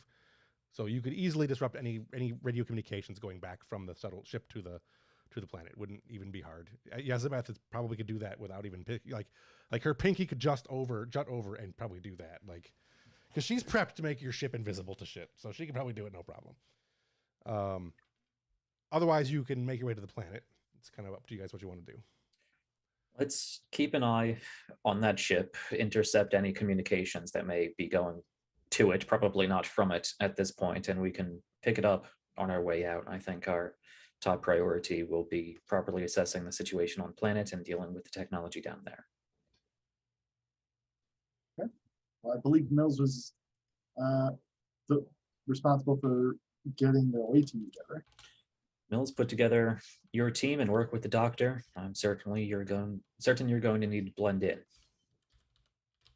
Yes, sir. Dr. Les, you have firsthand experience on this planet and at least secondhand experience with these people. I don't want to put you in a dangerous position, but you can certainly be an important advisor on this mission, either on the ground or not. I'll go with them. I want to be able to bring back what we left. And if I can, I'd like to be able to recover the bodies of my colleagues. Very good. Are you rated for Starfleet issue phasers? Probably. I'd say that's up to you, whether you have... Sure. If you're comfortable She's got a wielding type 1 gun. phaser on her sheet. Yeah. It's up to you what you want to do as far as weapons goes. There's no weapon proficiency in this system. Yeah. There is not. Yeah, that type 1 phaser. She can do that. Perfect. All right. Very good. Yezabeth will volunteer to go as well. Okay. She'll say, I'd like to go as well. I know I don't normally volunteer for away missions, but I'm gotta say I'm pretty curious about these symbiotes. Curiosity, I believe, is what got us into this mess. Isn't that what got curiosity everyone? in. Isn't that what gets everyone into Starfleet, though? At this point, Ensign, this is Talking to Ensign Hage. H. It's Mills talking to Hage. I think we have come out of the research mission portion and into a recovery. Okay. Just remember, the Prime Directive exists for a reason. It's already broken, but that doesn't mean we can freely interact with their society. We need to minimize that contamination. Sir? Make it happen. Right. So the away team is going to head down to the doctor's lounge there. Not lounge, but, hospital. I miss going on away missions. Who's on the away? Go on away missions. I keep telling you this, Jeff. The captain goes on away missions sometimes. That's Star Trek. When it's important enough. As much as I don't want to play two characters in a scene, before Mills leaves, Dasavi will actually turn to the captain and say, I think my skills, both as a telepath and as a diplomat, could be beneficial on the surface, sir. So Koba instead of Mills. Because Mills is actually going to pull Koba, because if we need firepower, she wants Koba at her side. No. Very good. Oh, you're not sending Yezebeth to the planet? No, Mills vetoed Yezebeth. Oh, is that what happened? Okay. Yeah. That's what happened. Yeah. I mean, There's a lot of voting that goes on in here. Right. I was gonna say that I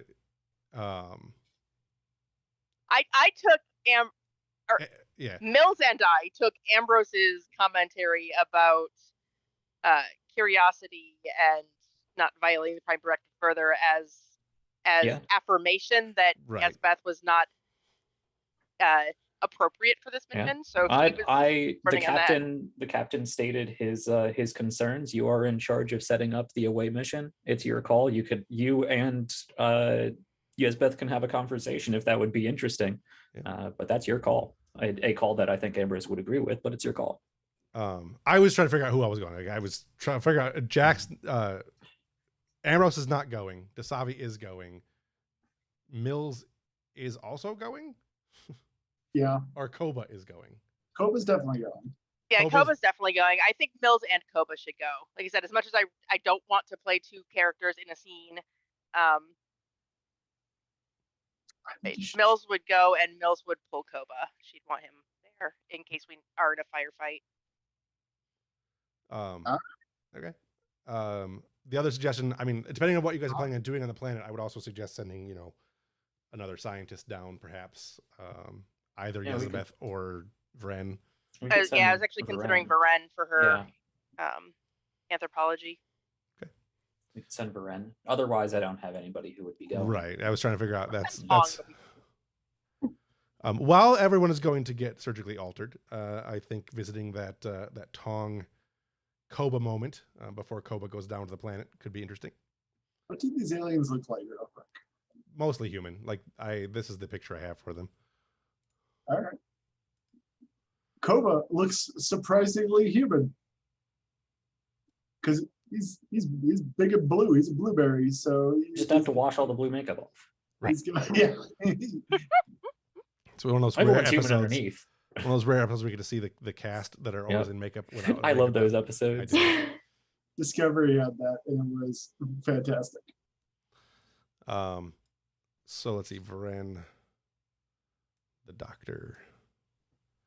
Mills. We need to give these aliens some sort of alien feature. Yeah, I tried to come up with a picture that I liked of some kind, or I mean, we can just make something up. Yeah, it doesn't need to be on the picture. Like ridge or stripes or probably almost like an ear ring, like a ring that goes over the top of the head from ear to ear with a ridge that comes down the front of the nose. That'd be work. It would work. Yep. Sounds good. They sound like biblical angels. Yeah, it's true. Except they're not floating above. Like a cartilage ring around the back. Yeah. Babylon 5 style. I can just imagine all those piercings. Yeah.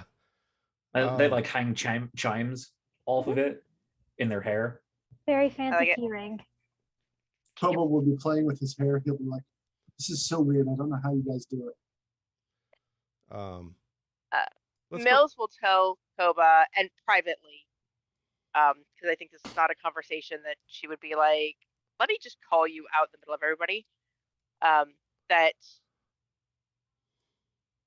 this is a quick and quiet mission, but if I wanted,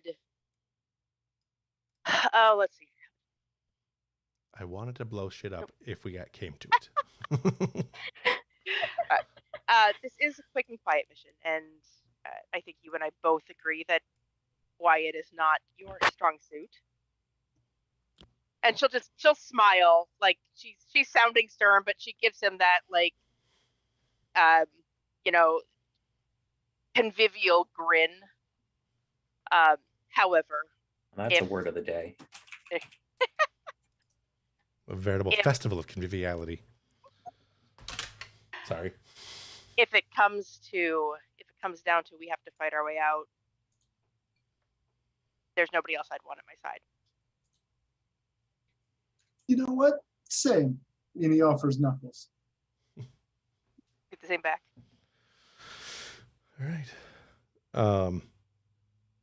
I was going to do one quick scene before we went down to the planet, or we'll take a break and then go down to the planet, but I thought it was talk of wanting to do a Tong and Koba scene. I think that could happen before the head down to the planet. Didn't we already have a Tong and Koba scene? Didn't Tong want to do something? Tong, you said you wanted to do something else. Tong wanted to invite somebody to Koba's party. Yeah, okay. That's even better because that doesn't involve Koba. Okay. Yeah. Okay, so we're gonna interject some levity into our proceedings before we go down and get nuked. Yes. Okay. Yeah, Koba. While everybody is setting up on their mission, because these things take time. Koba would like to track down Silva. Tong would like to track down Silva. Tong, yeah. Who did I say? I don't know. Koba. Yes, Tong would like to track down Silva. Sure. I think Silva just got off her shift.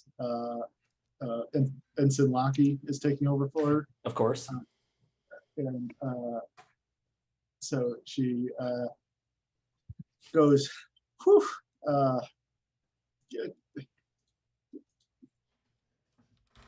what a day. Right. Yes. I heard there's a lot going on up there on the bridge and out in space and all that. I'm mostly concerned about making sure our engines don't explode and our shields stay on and I'm not spending nearly as much time in the transporter anymore. And you're doing a hell of a job at it, Tom. We haven't blown up yet. That is. I mean, minor explosion. I mean, just medium level explosions, but we're doing our best. What's life without a few medium level explosions? You would notice he's like fidgeting with this like very tightly multiple times folded over on itself piece of paper. Yeah. I think she'll snatch it out of his hands. Oh, yes, that's something Koba he just ran towards me in the hallway and gave me that. He's doing something about celebrating everything. I don't know, but he said I should bring someone, and well, you can see what it's all about. Koba's parties are legendary. I heard he held one on his old ship where they had to blame it on a virus because so many crew members got naked that they had to blame it on a virus to keep from getting in trouble. I heard about that. I thought that was another one of those weird viruses that pops up every generation or so. I think he's all talk. I don't think the party this time will get that wild. But so why? So you want me to come with you? Is that what you're saying?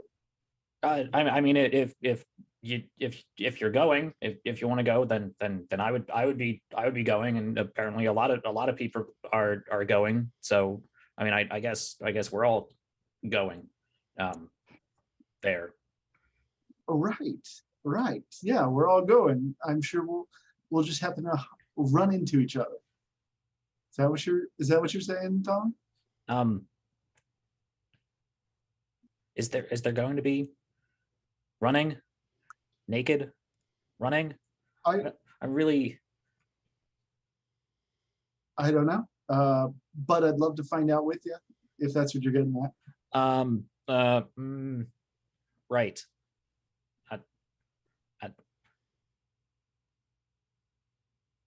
Right now, I'll go. Not sure what to Where? Or what exactly we're doing? Well, trust me, I know how to party.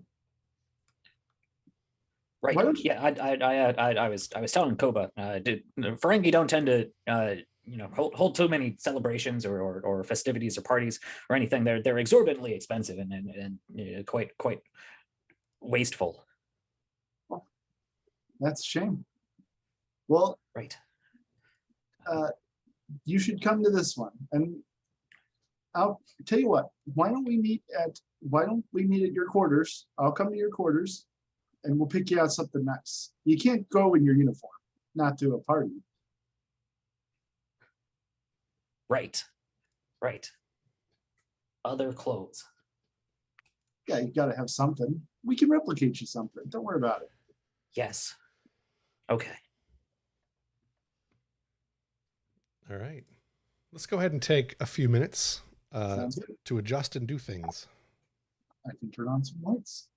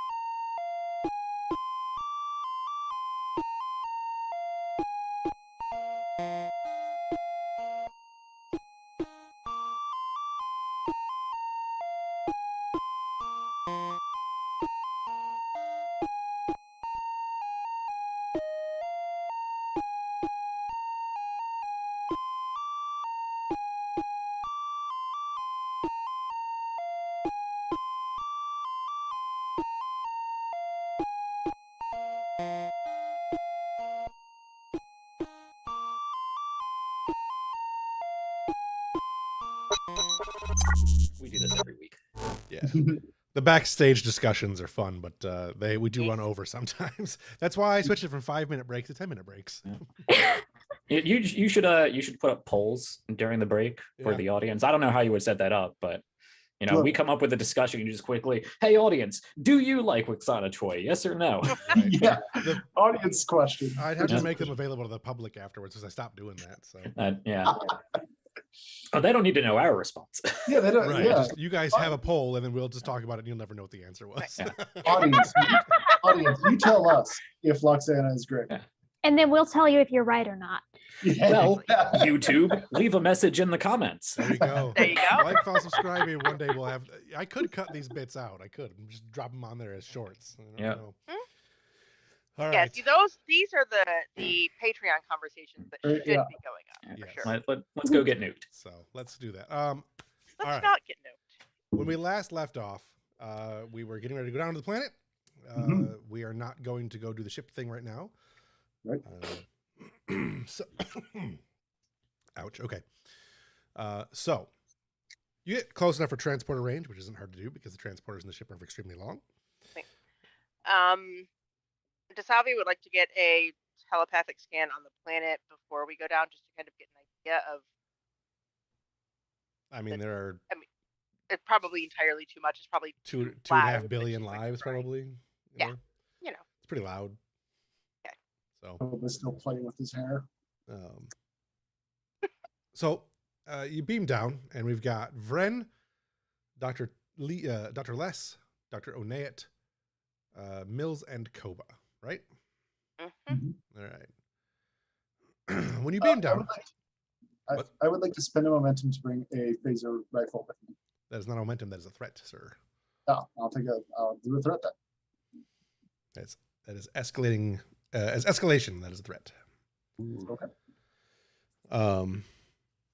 So when you land on the planet, oh wait, you're taking a phaser rifle with you?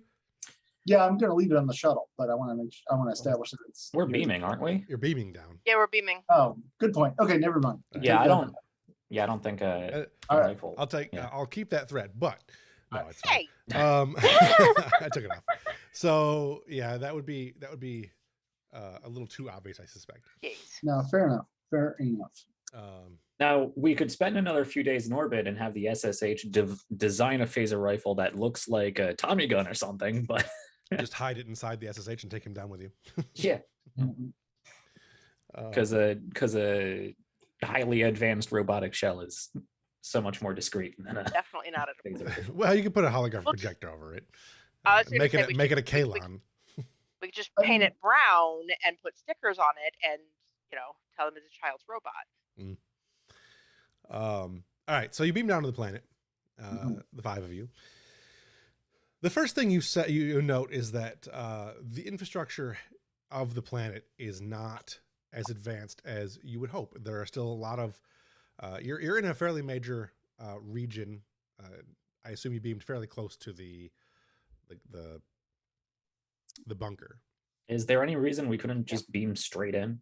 Oh, you can beam right in if you want to. Actually, is there any reason why we couldn't just beam everything we want out? Other than knowing what you want, you could. Right.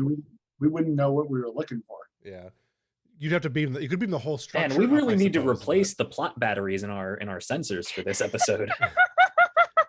I mean, what information would you want? The people that are in there, or you could beam the whole structure up, the whole computer core and everything up, I suppose. But yeah. I mean, usually when we have a problem like this, there's some sort of planetary interference that messes with the transporters because, I mean, really, ideally, we would just go, okay, oops, voom, bring it all up, let's leave. I mean, that still wouldn't tell us what happened, and we've got to figure that out. Or the extent Sure. of the damage, or where the bodies necessarily are. You could probably find the bodies with enough searching, but Yeah, or if they're still alive, they could have been taken away from here and are maybe hidden somewhere where we And- can detect them. Another They've thing been is that there implanted are and Emil they've been in taken there. over. yeah, there are actually people from the Yeah. planet inside the bunker too. So Okay. It's more interesting to go to the planet anyway. It's just the logics of the episode, why you wouldn't just start beaming things all over the place. oh, you absolutely can. I'm prepared for it. Okay. Go, Okay. if I you feel want to like beam it there's all up, plenty go of right reason- ahead. I feel like there's plenty of reason for us to just go down. I like the argument that there are people there. If we just start beaming things about, they're going to see the beams, and that could, yes. Yeah. I mean, they've already seen a lot of weird things, but this would probably traumatize them. Yeah. Do we have an idea of how many are in the bunker? Probably about a half dozen. It's not a real big bunker. It's enough for 4 people to live and work in for a year at a time, 6 months to a year at a time. It's not huge, but so you're gonna beam into the bunker or near the bunker? Near. All right. When you arrive, there's a cliff overhang, much like you would see from the episode where they Who Watches the Watchers, the episode with the Minnetonka. Which it's funny to name somebody after sandals, but all right. The infrastructure of the planet is less advanced than you would probably have anticipated. Like, there is clearly some fairly modern buildings, but there are streets that are still kind of 2-track in some places. Like, they don't really have, they have motorized vehicles, but they're not anywhere near the level of a more advanced society. Like, they're clearly out, their technological advancement is clearly outpacing their production ability, and the infrastructure building capabilities. Like, they're far outpacing that. So it's a very odd mixture of, like, if you think back to the pictures of New York City in the early 20th century when cars were just coming around, there's horses and people walking all over the place. And it's very much like that, but with like 60s level technology in some places. Well, are we beaming into a city, or are we like just on the side of a mountain somewhere? Near the outskirts of a city. Of a fairly significant city. Like not huge, but like near the other side of the tracks, near an alleyway kind of thing. It's not in downtown. It's definitely near the wilderness side of things. But the population it's probably about a 6,000 person city. I would hope that science team was smart enough to put their bunker not in the city. Right. We're not beaming into an alleyway somewhere. We're at, I mean, are we? Or are we beaming at like the Hollywood sign as opposed to LA? Yeah. Has the city expanded to the bunker, and that's how they found it? Yeah, it's really more of a, I wouldn't say quite as far away as the Hollywood sign, but similar to that, yes. You can oversee the city. There's a few houses not far from where you are. But yeah, you're out far enough that you're not directly in the city, but you can see over it. And you're also not directly in the bunker. You're still probably a good 5-minute walk from the bunker. And we need to send these scientists back to plot school. Kobo will make a retching noise, and we'll go, fossil fuels. I fucking hate it. I'm allergic to smoke. What kind of smoke? Fossil fuels. Like, back on my world, we never bothered with the stuff. Some kind. I don't. Fascinating. How did your people proceed from mechanical locomotive to beyond combustion engines? Worm juice. What kind of worms? Fascinating.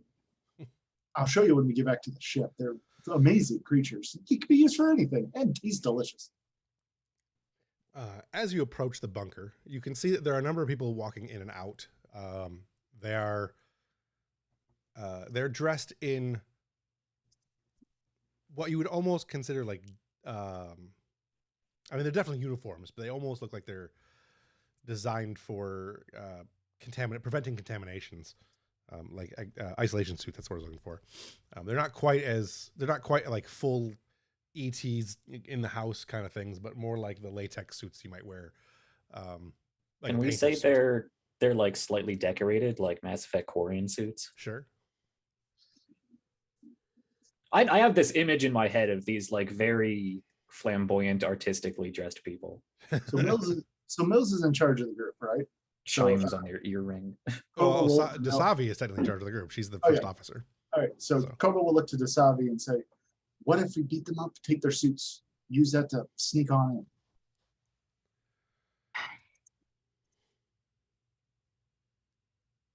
Let's save that for plan B, Lieutenant.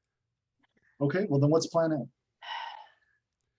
This is clearly like a government organization that's going in to take and review and analyze things. So Great.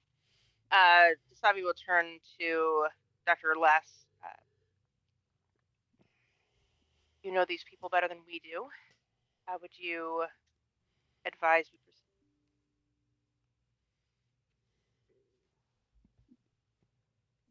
on the spot. Yeah, I need to think of something. I look. I'm going to be shocked if anybody thinks of a better idea than the grab. I think that's we are great. dealing with. You might have to not have to knock them out. You could probably get suits though. We are dealing with a political and potentially military organization. Their records, I'm sure, are not nearly any bit secured against our espionage capabilities, our sensors, and our ability to manipulate what is likely fairly rudimentary computers at this point. We could get the information we need and falsify documents.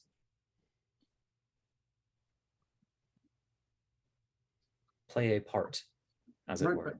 Don't we have to get in to do that first? Not necessarily. We should be able to do that remotely. I doubt they have computer software that is anywhere on par with our simple tricorders. Well, that's assumed. They don't. Let us find out. Yes. Their technology is pretty simple. What they have inside is probably mostly punch cards and filing boxes, not really computers inside. However, you are detecting a tricorder that is on planet. It is not immediately here, but it is probably half mile into the city. Yeah, I guess we're even before computers, really. In some cases. I mean, they have computers. Wireless computers. Portable computers, yeah. Yeah. Yep. So we can't shadow run this, is what you're saying. You probably don't need to. That's true, yeah. Just grab a badge and be like, hey, Silva, or not Silva, yeah, Silva. Hey, Silva, go replicate me one of these that's got my picture on it, you know?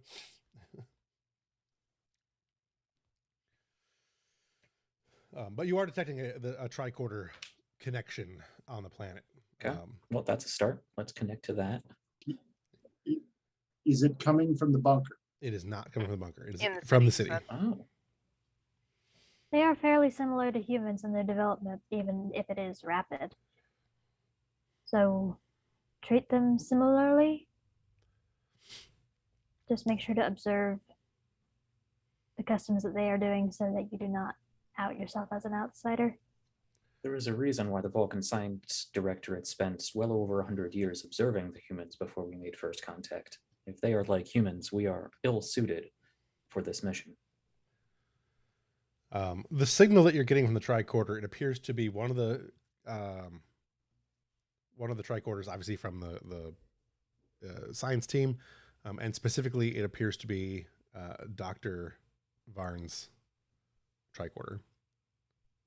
You can tell this because they're signed, so they are assigned.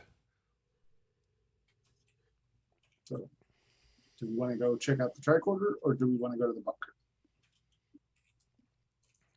Can we remote into the tricorder and just have it do a scan of the area? You could try, sure. Do a quick scan of that and then go into the bunker. So you're not going there and then coming back to the bunker. Go ahead and give me that'd probably be engineering. I think that's probably an engineering role. Either daring or control. Probably control. Isn't sensors usually science? Well, it's the tapping into the tricorder that you're doing. The sensors are just an automatic thing. So your job would be to what you would be rolling to do is actually connect to and override the other tricorder. I suppose tricorders can't just do that. I feel like they can just do that. Well, they network with the ship usually. I don't know if they. Well, I suppose they probably network together too. They never go into that much. They never go into that much detail. I suppose that's true. I would imagine it's probably still an engineering role, anyways. Difficulty is only going to be one, so. Okay. Well, it was Varen's idea. I'd say if Varen is looking a bit hesitant. Complex is probably really the wrong word for a Vulcan. Mills would step in and ask, "Would you like me to attempt?" Establishing the network. I'm less familiar with the security suite protocols of this sort of technology and more versed in utilizing the primary functions. Of course. If you would feel more comfortable, if you would be more efficient at establishing that connection, I welcome you to. Glad to make the attempt. As it is something that they're designed to do for the most part, it is a difficulty 1 roll. Okay.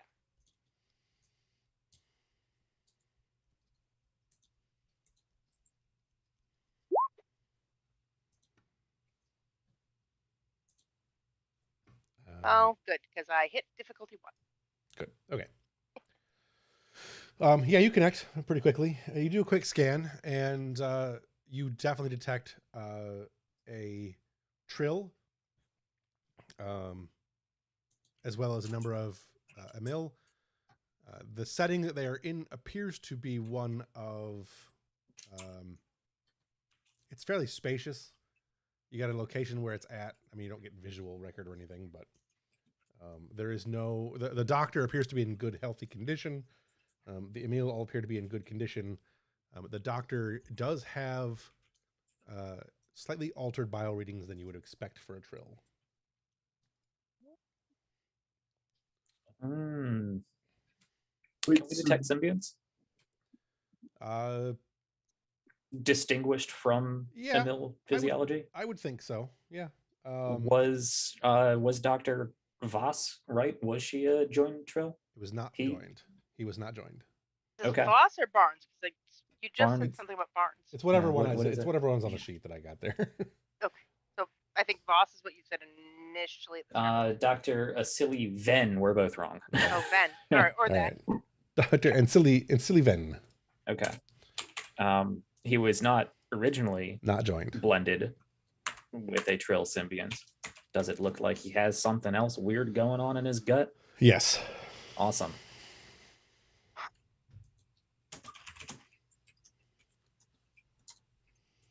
Yep. Definitely appears to be joined now. Doctor, do the local population have a particular name for their symbionts, or do they simply refer to them as you would in your culture as symbionts? They simply refer to them as symbionts, as far as we've seen. There are a few slang terms, but nothing of significant note.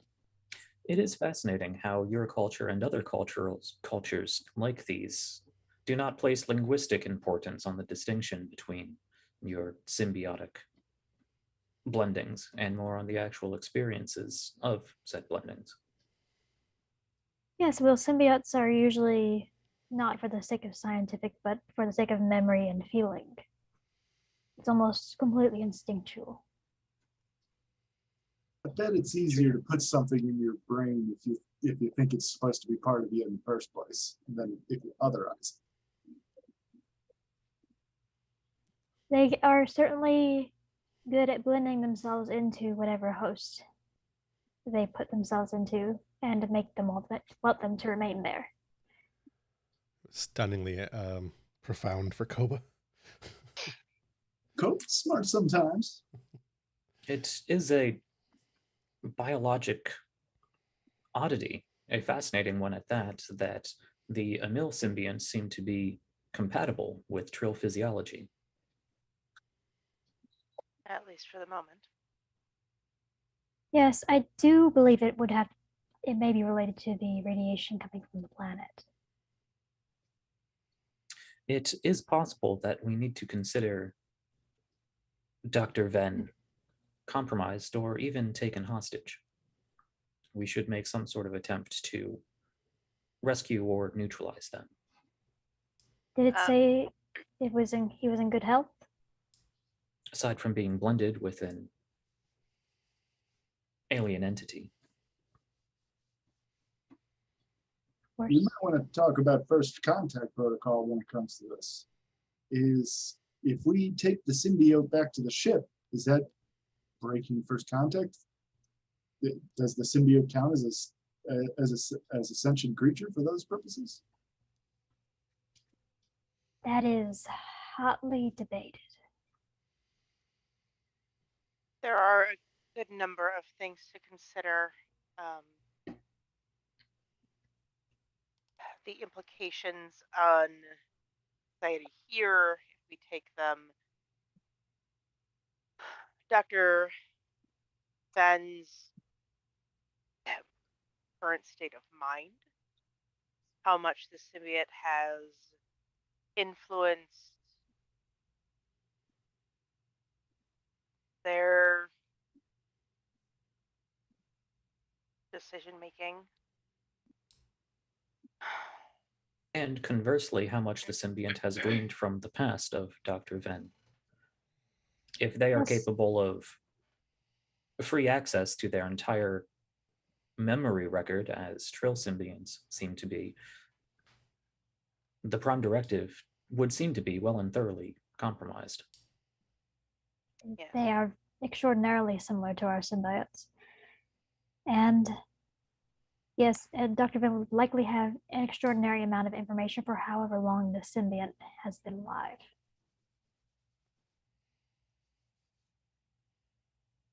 Grover says, my big question in all this, how did they find the blind in the bunker in the first place? They shouldn't have been capable of that, even with their current technology. Was it, Mills will ask, was the bunker wouldn't have been cloaked in any way? So there's a holographic projector that goes over top of it so that it is not seen from Okay. afar. I'd really like to go to that bunker and take a look. I think Everything appeared to still be intact when you scanned it before. So Okay. continue. And I'm guessing it just like looked like a rock face kind of thing. Yeah, but go ahead and continue. Go. Sorry.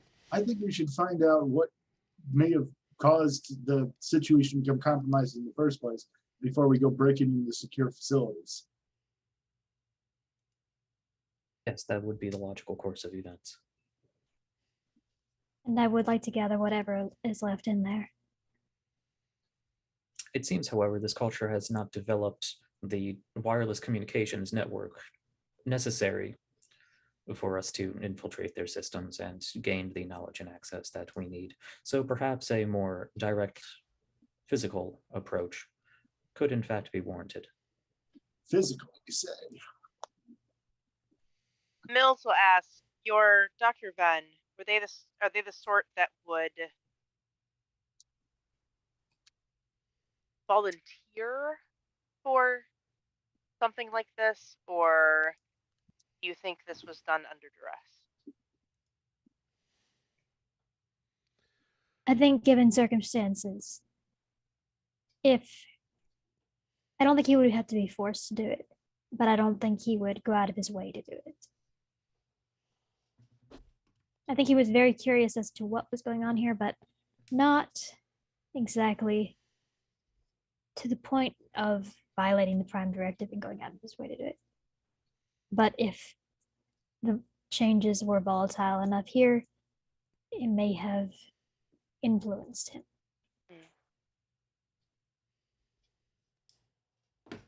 I think we need disguises. And I think, Aren't we disguised? I mean, we're disguised as them, but we need to look like somebody who can get into these places. I think that means stealing credentials, personally.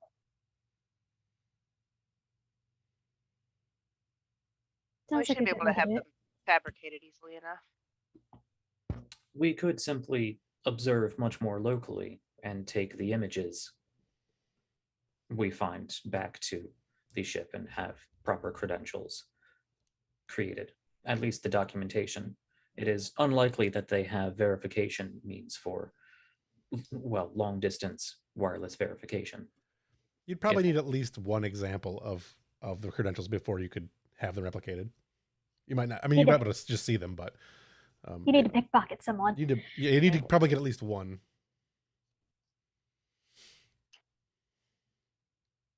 There is to better set the scene. There is the bunker where you were at, not directly at, but that they're using. They're obviously taking stuff in and out. They have animal-drawn vehicles, carriages of some sort, like wagons is what I'm looking for, taking the documentation and boxes of stuff out of that and down to wherever they're going. At the right vantage point, you can see they have several large tents that are erected. The boxes or the carts are going into those, likely being unloaded and analyzed in those tents. It's probably about a 2-mile walk from. How many people are in the carts? Just 2. Do we know if our UTs work? They should. Okay. Yeah, there has never been a problem. There's never.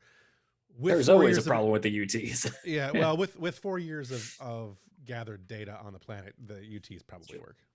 Okay. So we're not trying to throw those some notes will complications point in. out the vehicles as they're being drawn below. Those are probably our safest and most secure bet. How many vehicles are on the road at a given time? Like, could we? It depends. Usually it depends on how heavy loaded they are, but like often you're seeing like, unless you spend a lot of time watching, probably only 1 or 2, like one going to and one coming back is about all you'd see. But Okay. can't they only fit 2 people? What's that? Can't they only fit 2 people? Did I hear that wrong? Yeah, they're only there's 2. only 2 people on them.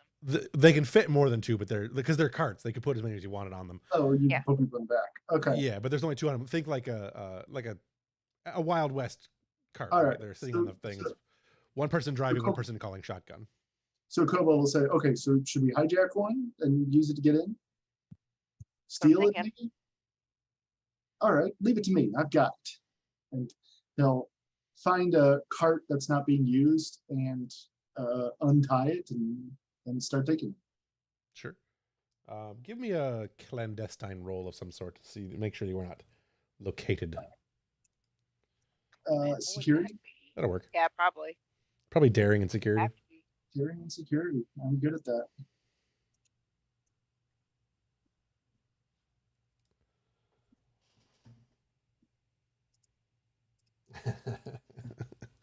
I will end you. I will use a momentum on this. Okay.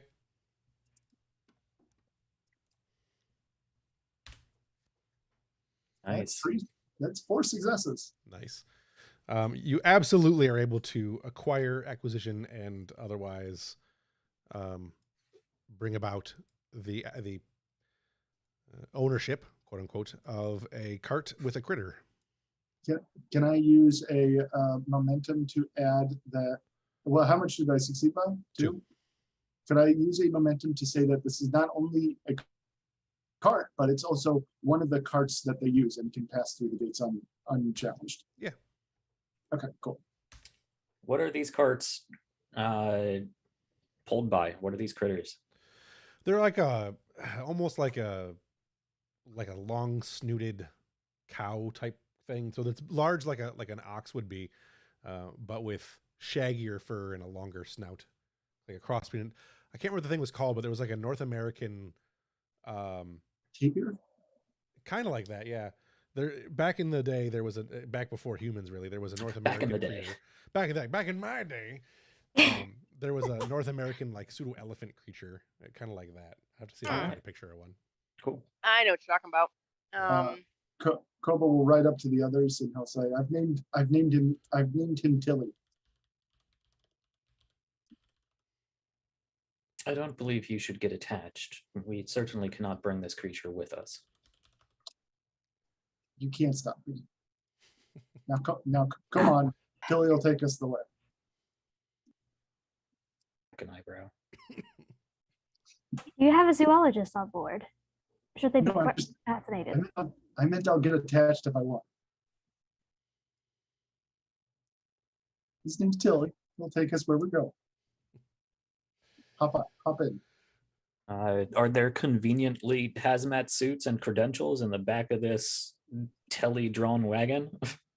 Can we use them to say they're conveniently? I would say that we'll go ahead and spend that other one that he got and that other momentum that he had, and whilst he was doing so, he also managed to we swipe. put all of our plot power in the carriage. That's right. That's why our sensors don't work. Yep, didn't need him. Put your faith in Koba. Koba managed to swipe a couple of suits and one guy's credentials as he was out at the bathroom. Because why not? That seems like Koba's style. So Koba will take one of them. What about somebody else? Who else is going to give him the suits? Mills will take one. All right. So we get in the front of the carriage, and everybody else gets in the back. We'll cover Leo with the tarp, and then we'll ride up into the bunker. The DC Fontana storyline. That's why you're not sure about the plots. All right, so you're heading back up. Everyone else is in the back of the cart, I assume. Is that what you said? Mm-hmm. Okay. Uh-huh. You get up to the main door, and it is the one access point that is large enough to get this kind of a cart in. It was probably originally used to bring in the kind of machinery you don't really transport, like the heavy computer cores and stuff. You can transport it, but it's not really ideal to transport them. Delicate equipment and all that. So this door probably hadn't been opened prior for at least 4 years, if at all. Just conveniently, there's a big one here because that's what the writers wrote. Tertiary redundancies. Right. The cart manages the guys Love at the. it. What'd you do? I posted a thing in the Discord that you can look at. Yeah. I don't know if it's the right thing, but that's the thing I've decided it is. Okay, fair enough. The cart, as you arrive at the door, there's a guard there who. Yeah, that's exactly what I was thinking. That is the exact creature I was trying to describe. The guard at the door looks to be kind of over it for the day. Like, he's been here for a while. He's obviously not very high ranking. He doesn't get paid a lot of money, obviously, assuming they even use money. So he's paying attention. He's looking at credentials, but he's only kind of half-heartedly looking at them. As you're coming up, what's that? Koba's going to try to strike up a conversation. Koba is as Koba does. Right. You make it up to the front door, and the guard's like, all right, let me see your ID. Here's my ID. Boy, this is some crazy stuff. Who'd have thunk? Yeah, stupid aliens. I don't know what's going on. Anyway, it doesn't look like you. Personally, I don't think it's aliens. Why do you guys think He's it's gained aliens? a little weight. It's a sensitive subject. Don't get him started. Lay off the donuts, man. Hands you back the. Hands you back the credentials. We have donuts here. We've established that we have donuts. Canon now. Sorry. An Ike opener.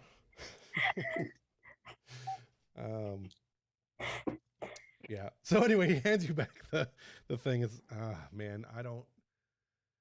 Just hurry up. I got like 100 more cards today. We will. Look, we'll make it. We are the fastest people here. But real quick, I was just wondering, do you know how many people that they may have found here? How many aliens, you mean? I don't know. There's beds in there for 4, but I don't know how many they actually found. I just want to know if I'm walking into a thing where they might be skulking around, being all alien. Right? Are they dangerous? I don't know. There was. Give me a persuasion roll. Okay. Can I do security since I am kind of approaching him as approaching a fellow guard? Crap is persuasion under. Maybe We presence. don't have that here. Persuasion isn't a skill. It's usually under command. You do want to roll command for that. Command covers a lot of the social stuff, but like it's pretty fluid. Yeah. Anytime you can justify using something, that's when you can use it. I'll say presence and security is doable. Okay. But because you're using an off, I would say it's an off class skill, I guess, for lack of a better term. I want to up your complication range by 1. Okay. I will not use any momentum. Difficulty is just base 2, so it would be it should normally be a contested roll, but I'm not going to contest it. I'm just going to base difficulty 2. Okay. And 2 is what you get. So he's like, yeah, I don't know, man. What I've heard from around the barracks is when that one doctor came out and I guess revealed himself, the other ones tried to stop him, and I don't know. There was some kind of firefight when our people came back. I don't know all the details, but as far as I know, there's only one of them left. Wow. So. Wow. Crazy times. Did he kill his own? Like, a firefight was with them? Well, it was our people and them. Like, they didn't want to open the door, but we wanted the information, and you know, I mean, I don't know all the details. I don't know if that's even true. It's just what I've heard. Well, tell you what, pal. You said you're near the end of your shift. Why don't you go home early? We're here now. We'll keep an eye on things, and we'll stay here till the next shift comes. That would be a huge mistake if I got caught. But you know what? I don't even give it. Have fun. The next cart's not due for another 30 minutes, and I'm off in 20 anyway, so. Relax, Yeah. pal. May as well. Have yourself one for me. Don't get stabbed by any of these, alien things that might be hiding out inside. We'll keep our eyes open. You too. He kind of moseys away. Okay, so once he's out of thing, he'll lean over to everybody as we go the last little bit, and he'll say, sounds like something infiltrated from the outside in, and then possessed the doctor. Think it could be one of them slug thingies? I mean, or the doctor got a little too curious for his own good and decided he was gonna.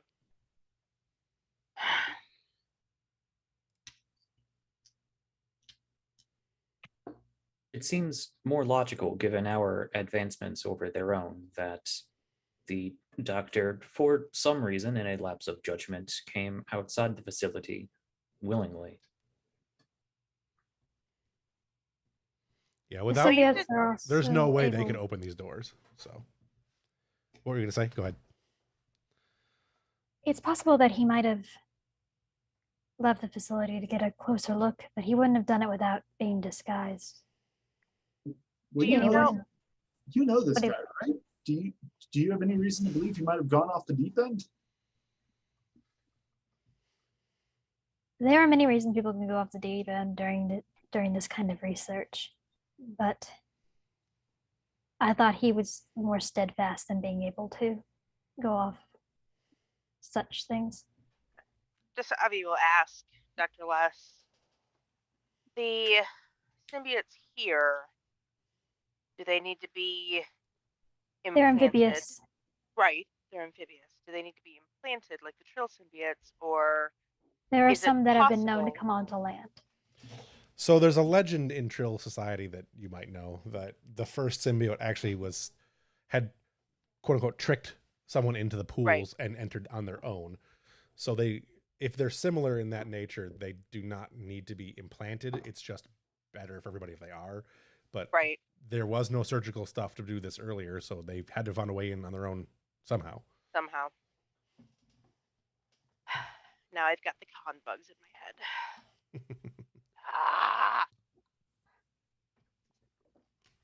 Freaking brain worms. It is possible. Well, it could be possible, depending on how small or flexible these symbiotes are, could have gotten into a vent of some sort. They are smaller than ours. Implanted 8 legs. itself. Relatively flexible in getting out of their underground pods. Ugh, gives me the heebie-jeebies. You don't like bugs? No, sir. Back where I come from, we have all kinds of bugs. It's all rainforests, so there's tons of insects, and half of them will kill you. Didn't you say you ate them? No, we eat the worms. Those are delicious. It's the bugs you got to look out for. Tree bugs. There's a difference? Worms and bugs? Oh, yeah, in texture, if nothing else.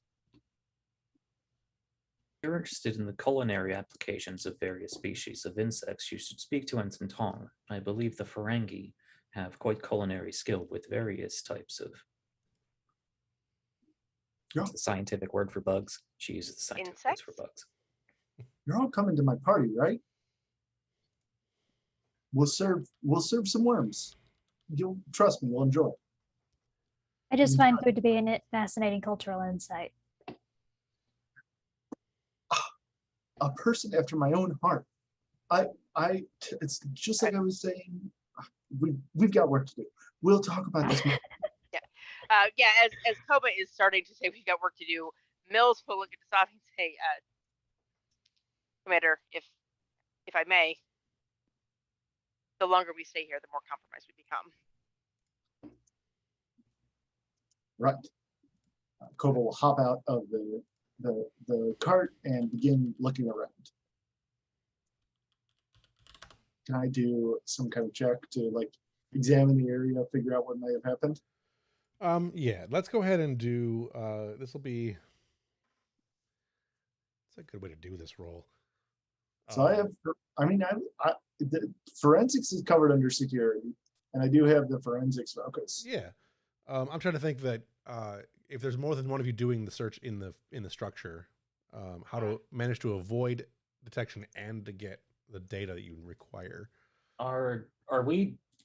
Were they driving these carts straight up into whatever facility this is, or are we at some sort of camp outside? No, you're at the door going into the facility. So the cart itself would go into like the first, like almost like a storage bay, and then from there you'd have to get out and walk around. Okay. So did we talk to the guy at the parking lot, or was he the door guard? Door guard. Okay, we're further along than I thought. Yeah. Sorry. Yeah. So there's presently not a door guard. So. But they were the only two in uniforms. We were in the back of the cart. Correct. So how did we get from the cart to the door? You were in the cart, right? So my assumption of the way you guys are doing this is he went and got the cart. You guys got in the back of the cart, the covered cart. Cart goes up to the door. Koba talks. Straight up to the door. Okay. Straight up to the door. Yep. And there's no guard to see us. And the guard is now gone. So now you can do what you want to do. Okay. Make sure we. And there's no one. Going. And we know there's nothing monitoring us as we're getting out. Nothing that you're aware of. So as far as being able to do it sneakily, I think maybe that should be a complication. That if we get a complication, I agree. Who has the lowest skill in security? I think I have a Dasavi 1. has 1. I think it's a 1. That's the lowest it goes. It's probably a tie between the doctors and scientists. Mm-hmm.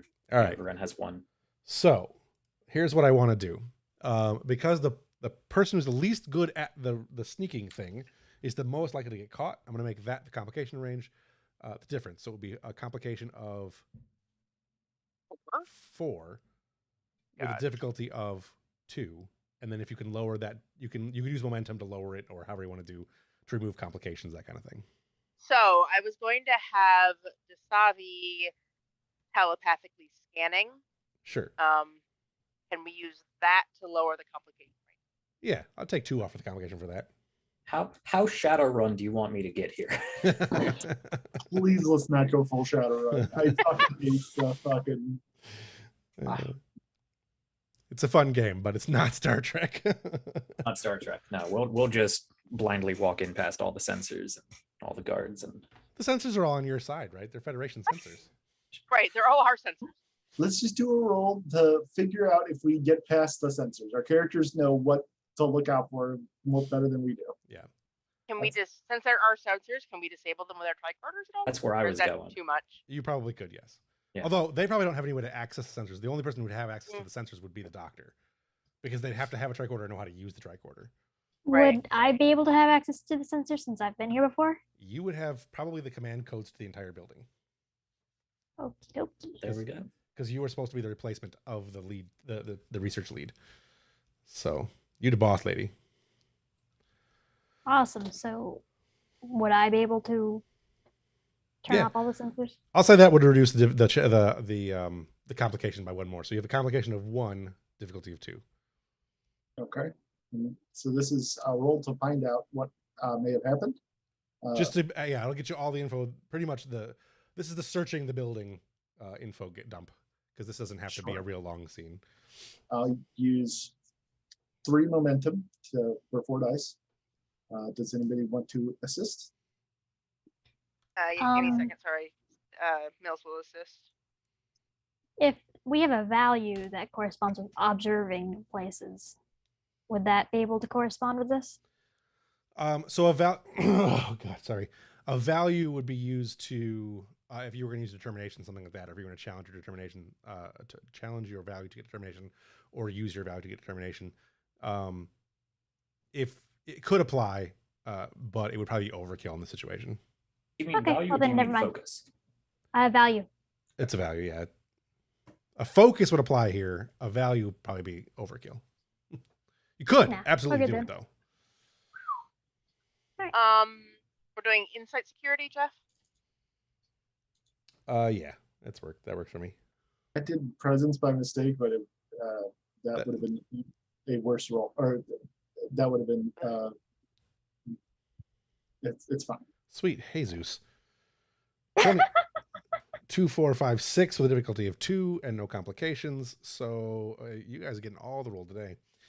Difficulty 2, so you have 4 momentum, unless anybody has any talents or whatnot that add in that momentum. Any spares these momentums. You've got 4.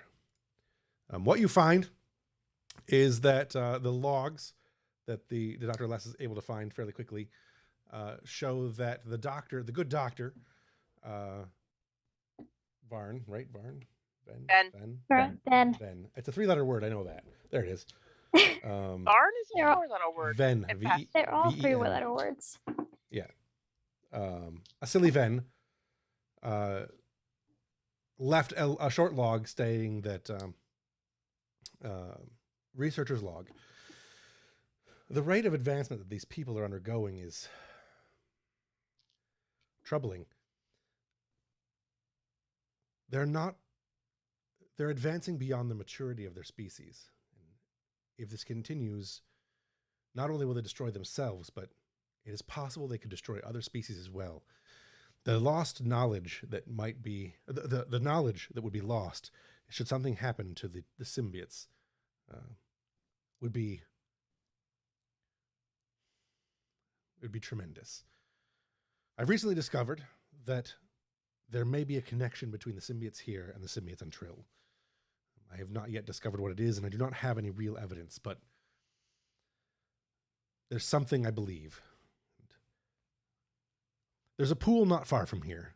I'm going to go under cover of night, find one of these symbiotes, and I'm going to do something Starfleet would not approve of. I know that when this log is found, Starfleet will most assuredly be upset and judge me for my actions. I accept full responsibility. My team had nothing to do with this. The reasoning for this species is too important to allow to destroy itself. I must find a way to help prevent that. I do have a contingency in case something goes awry. I will not allow myself or the symbiote that I acquire to cause additional harm to society beyond showing them a little maturity, helping them get stable.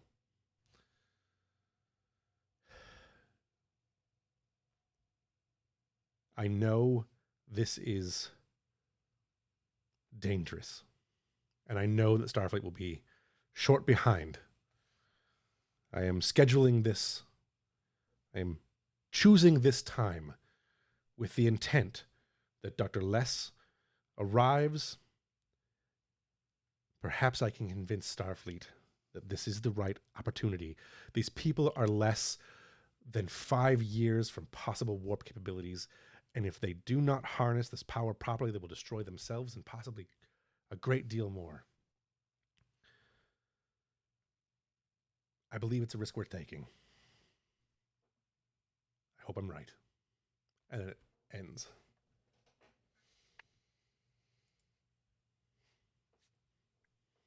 Cocky, arrogant, self-righteous. Just kind of grumbling to herself after listening to that diatribe. Misguided and foolish. Selfish. If they burn themselves out, they burn themselves out. That is unfortunate. It's also an But- unfortunate symptom of our field. God complexes. This very well could be doing far more. This is a disrespect to this entire culture. Taking a symbiote on his own. With And what he presumably taking reign of their civilization through it. That does seem Yes. to be the intent, whether misguided, discreetly or not. trying to mature him by trail means. It Which seems had it his to the- cultural bias has gotten the better of his academic reason. I would agree, Specialist. Lieutenant, does it say what his contingency plan is? It does not. Lovely. Now we must find him. Well, Are there finding him is That has already Yeah. been accomplished. Their life signatures are detectable by the remote tricorder. are there requiring one. any bodies? A quick scan. I imagine Kobo would do a quick, as he's doing the other scans. You would find there are three humanoids in the cold storage in this facility. They are dead. They were clearly killed by projectile weapons. What a nasty way to go.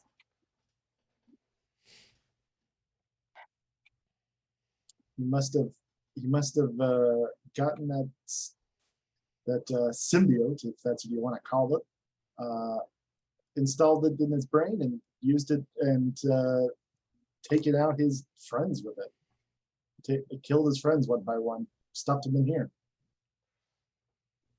Not how it works. Well, no, and Mills will speak up and say, well, no, the guard said there was a firefight between the planet's natives and the people here. Likely he got the symbiote and then tried to go out amongst people. The team tried to stop him. Can I find out if that's what happened with the momentum? Can I find out who killed these guys? Sure. Six. It wouldn't be hard to continue through the logs. You'd see that at some point the doctor returned. He went out that night, didn't return the next morning. It was probably 12 or 15 hours before he returned. He returned with a number of military, for lack of a better term, peoples. The doctors inside tried to deny entry.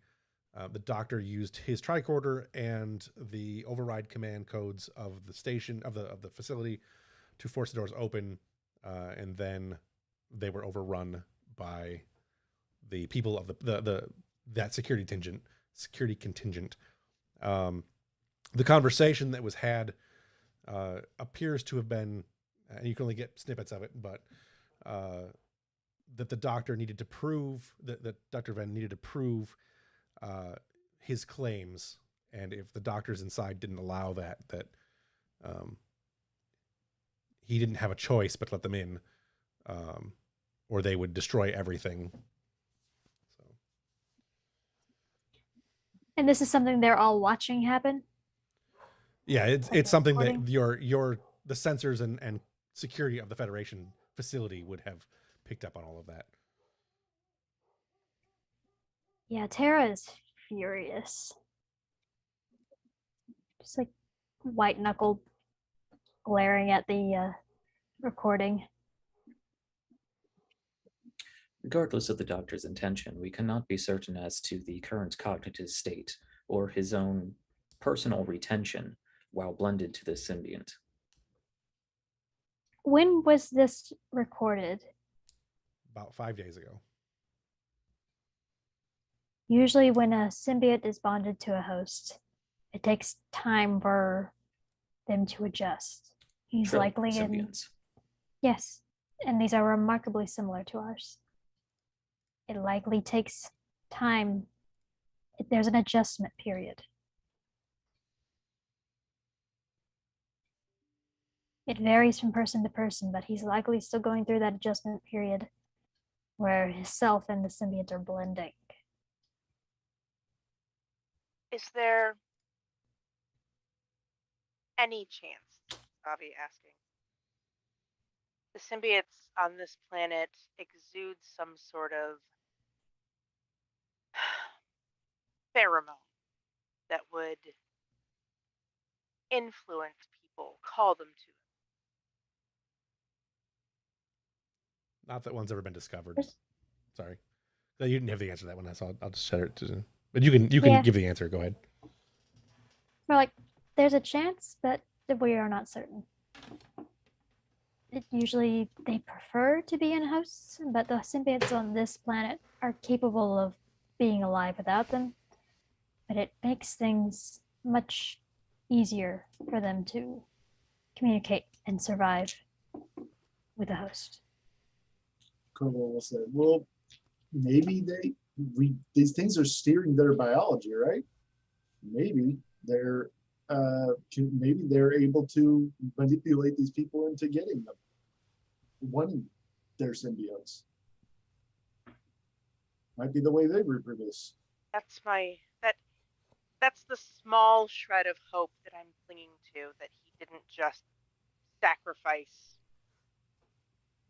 Given his trill cultural bias and the impassioned speech upon record, it is more logical that he was simply psychologically unfit to lead this mission and perform this action under his own volition. We should proceed under that assumption. Introducing unknown variables in a hopeful and misguided attempt to clear their name would be counterproductive. It was really for my own edification, specialist. But either way, we're going to have to bring him in. It wouldn't be the first time one of these missions were led astray by a god complex. Well, how about we blow this place up? What? Or we could simply beam out the technology and the records and the bodies. Far less. Well, we can't just leave this place for them to study, right? We just leave nothing to study. It would take quite some time to transport all of this, especially under their noses. You'd also be leaving behind metallurgy. Like blowing it up is actually not a half bad idea. Yeah. Not ideal necessarily. Go ahead, sorry, Brian. Regardless of how crude the application would be, Copa's idea is not entirely illogical. What were you saying, Copa? We take what's important, we blow up the rest. Standard protocol for these kinds of things.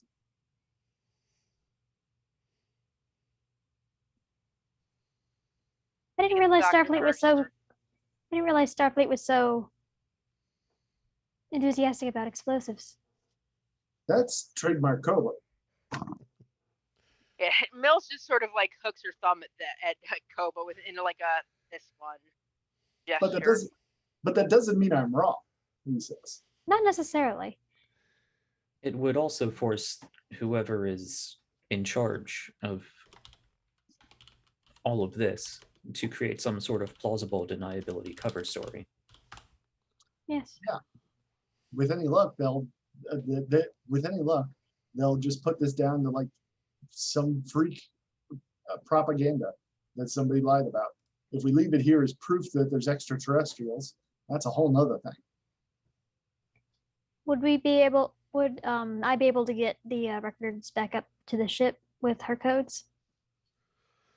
Yeah, you could do an info dump. Any physical records or anything they've already taken, you'd have to find a way to get. But I mean, like the recordings and all of that stuff. Yeah, It's anything digital. that's on the computers could be easily dumped using your codes. Yeah. Mhm.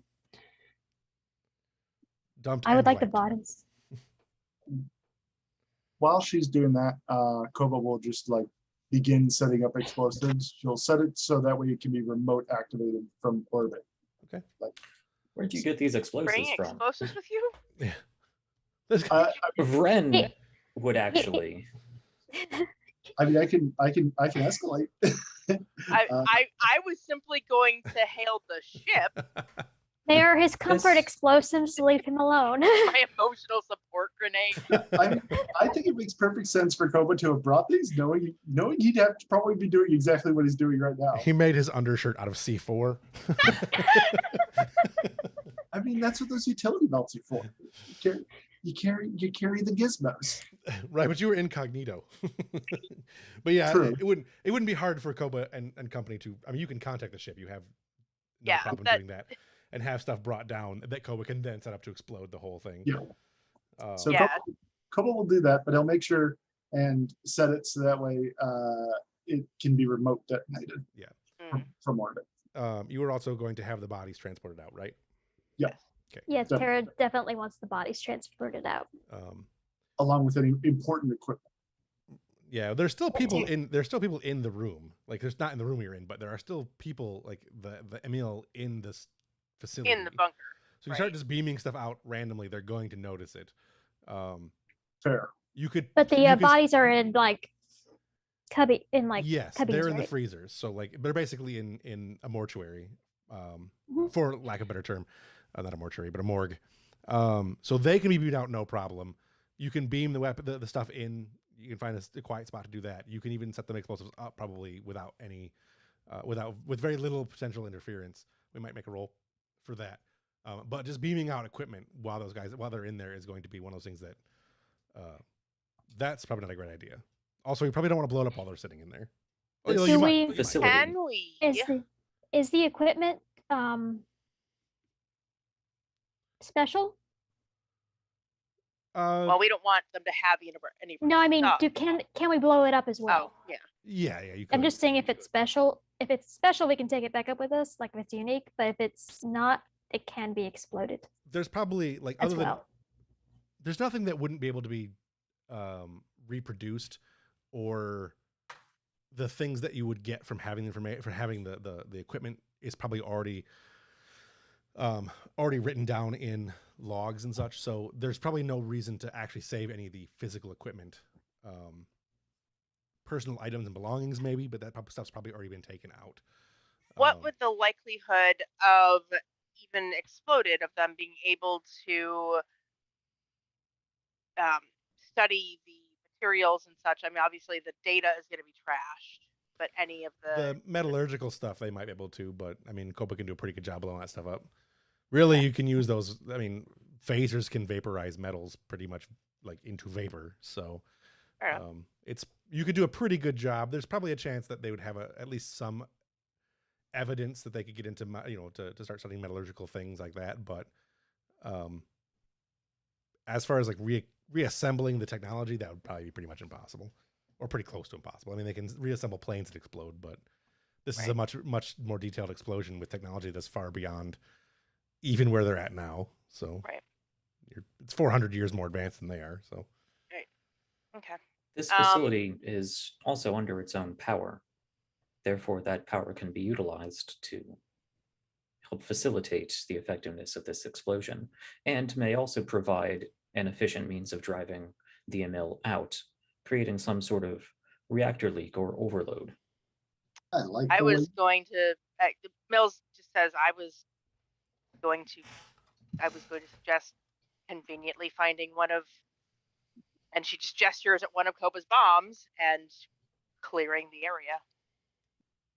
I would caution against introducing even more unknown technology to them. I like the way you think, Varen. Knuckles. I like the mustache wiggle. I think she's leaving you hanging. He just shakes his head disapprovingly. I think my moment of the Walk night. an Those. eyebrow. Yeah. All right. Go ahead and give me an explosions roll. Something to set up the explosion. This would probably be Security. security. Well, I was gonna say it's Koba is doing the lead, and since Vren's idea was to blow up the power core, I think Vren could do a quick assist. Sure. Look, Varen is an idea person, not an application person. That's fine.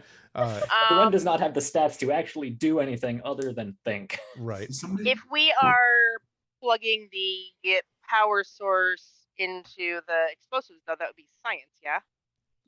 Either science or engineering or security, any of those three would really be fine. And if we could So- make it a reason science role, she'd be on that. But I would figure overloading a generator would be an engineering role. Yeah, engineering would probably be the better role for it, but she could certainly be like, I'm going to ensure that some of this data gets taken care of. You guys go blow that up. That is more of a security thing anyways, so it could be Mills and Koba. Okay. So let's do this. Either control or daring for either of you, and then security or engineering for either of you. I think those are both valid. So you guys can choose how you want to put that together. Mills is going to go control security. I'll do control and security. Do you want to lead on this? I think I Koba mean, should. I think Koba should lead. Yeah, I It's think kinda Koba Koba's should deal. lead. He Because is it's the shocked explosives not built expert. for explosives. He needs to be. He needs to. I need to give him explosive stuff. I think You have it would a be terribly focus. unfair if Mills was like, "Yes, I will take the lead on your explosives." Right. I do not have. Finally, get to blow something up, and You she doesn't need like to give do Koba a so. focus in I need to. explosives. Yeah. I need to. And some Plus, kind of there's a value talent. that's boom baby or something. Yeah, yeah. There's a talent that I want to. It'll happen. It'll happen. So you got 3, and Caffeinatrix, Ev, you got 1 for Mills? Mhm. All right, so So 4. 4 total. So yeah, you guys managed to set those up. You've got 2 momentum to spend to do it in style, or however you want to do it, or I can just save those momentum. Anything you want to use those I for? would like to spend at least one of those momentum to make sure they are undetected, Sure. because we need to get the doctor out before we go blowing shit up. Right. So you want those to be undetected, but you probably want the radiation leak or the overload to be Yes. detected. Yeah. So Yeah. we'll do both of those. And we'll set it to her with the 2 momentum. We'll set so you can do that. The small explosives will not be detected, and the large radiation leak or whatever it is you're going to be doing will be detected when you set it off, which you can do remotely using Koba Strike Order. Yeah, great. In the meantime, you do manage to beam out the bodies. Dr. Les, go ahead and give me one more roll. This is going to be just an application roll to dump all the data and erase it effectively. So your role is going to be control and science. And what would that be 2 on the task roll? You Or roll 2 dice, and your difficulty is 2, which you don't set the difficulty on there. You don't have to worry about that. But yeah, you would be rolling 2 dice. right? That's a 1. Where did that go? Oh, stupid cough. Okay, you have 1 success. The information all dumps. As far as you are aware, it appears to all be wiped. There may be some residuals. Hopefully anything that's left will be boomed. But as far as you're concerned, as far as you're aware anyways, all information has been dumped and or deleted. I need just a minute because I'm coughing myself to death. Hang on. No problem. This will not be a long intermission. BRB.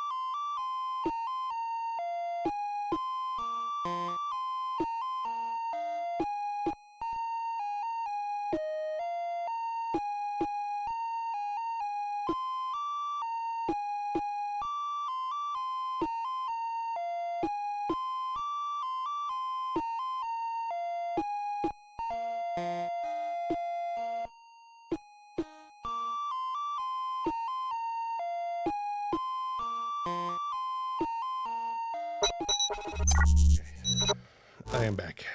Sorry about that. So everything is set up. All appears to be well on that front. What do you guys want to do next? I think we're going to go to the doctor. Go check out go find him. Okay. Unless it flips. You're going to beam in and just confront him, or do you want to walk in, or do you want to report back to the captain? How do you want to go about this? We might want to tell the captain. Yeah, no, we definitely need to tell the captain.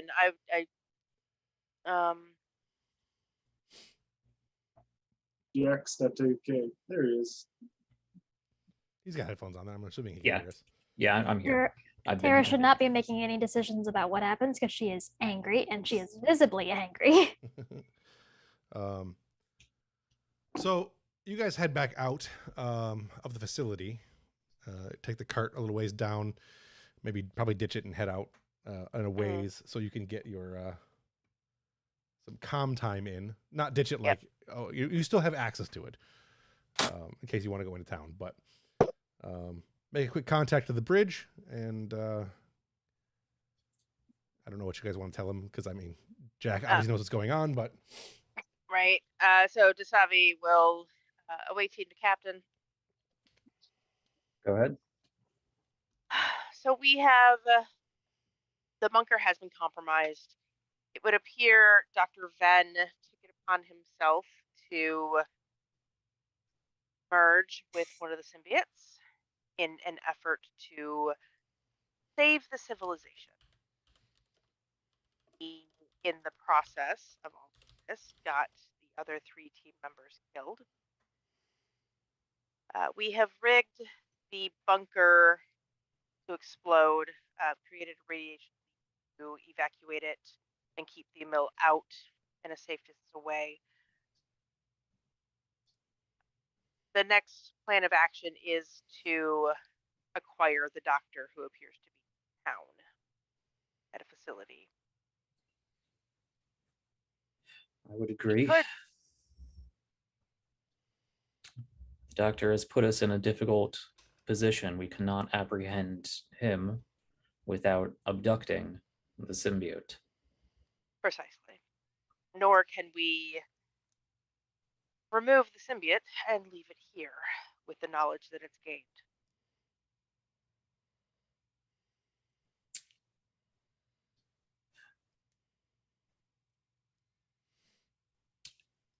He has forced our hand, has forced Starfleet's hand. I cannot in good conscience simply abduct this symbiont and confine it, kill it. It is presumably its own sentient being with a right to live and a right to dictate its own destiny. But it is now seemingly locked with one of our own. We may have to consider proper first contact far before it's appropriate to do so.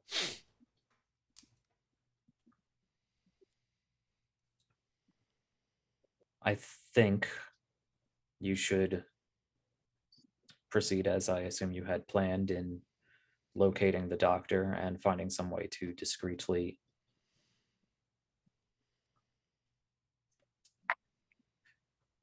remove them from their environment and either speak to them there, or if the damage has already been done, we could transport them back to the ship and try to impress upon the symbiont, at the very least, how dire it is that their civilization is not contaminated any further. Given that he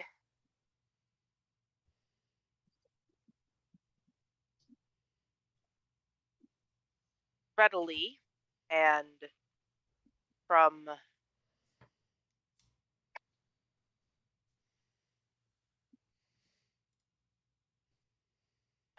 the logs with little hesitation sacrifice the lives of the rest of his team members, I think best we isolate him from the eyes of the Emil and beam him directly to the brig. I agree.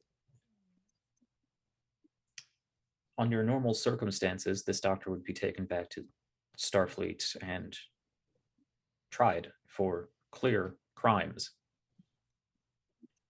However, that would be subjecting one of the local population to that procedure and its verdict. And I cannot be certain, perhaps you can down on the planet once you meet them, how much there is of Ven and how much there is of this new entity. Regardless, I will have to contact the local admirals and likely get a proper first contact liaison team sent out this way. Sir, I would advise, if possible, that you isolate this doctor and impress upon them at this point, the importance of returning to the ship and hearing what we and Starfleet has to say on the matter.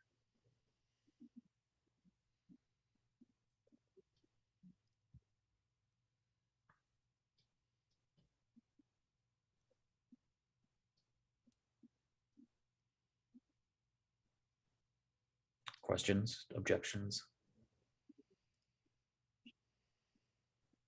I don't think we should give him the choice.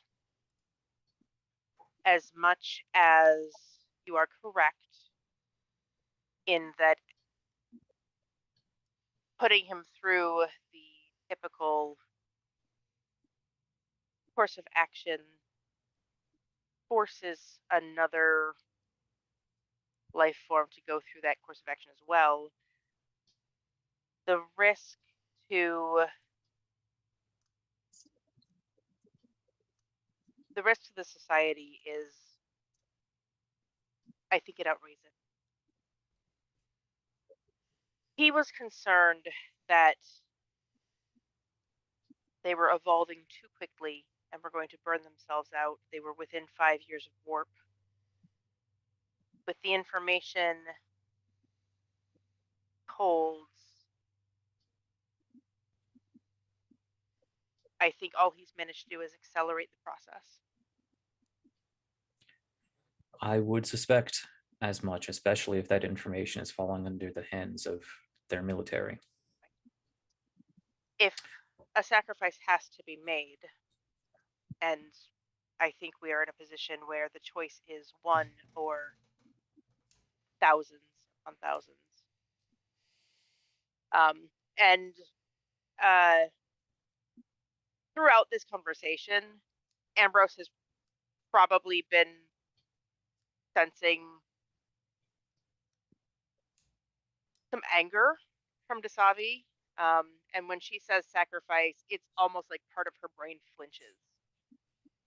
And there's a flashback to standing in the room with the Chancellor Hadal and Dr. Joanne.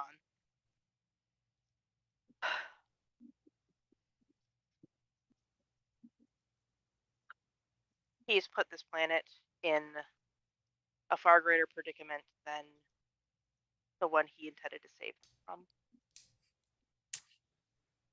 Situations are a lot more nuanced and complicated and volatile outside of your med bay, are they not, Doctor? They are. You've changed a lot in the past few months. If I was in your position those many months ago, I probably would say the same thing.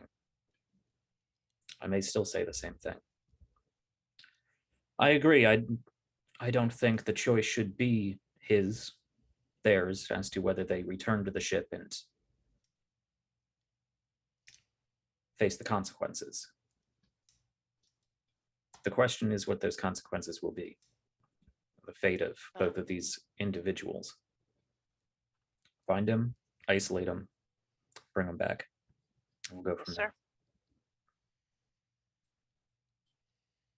Ambrose out. All right. What you can do?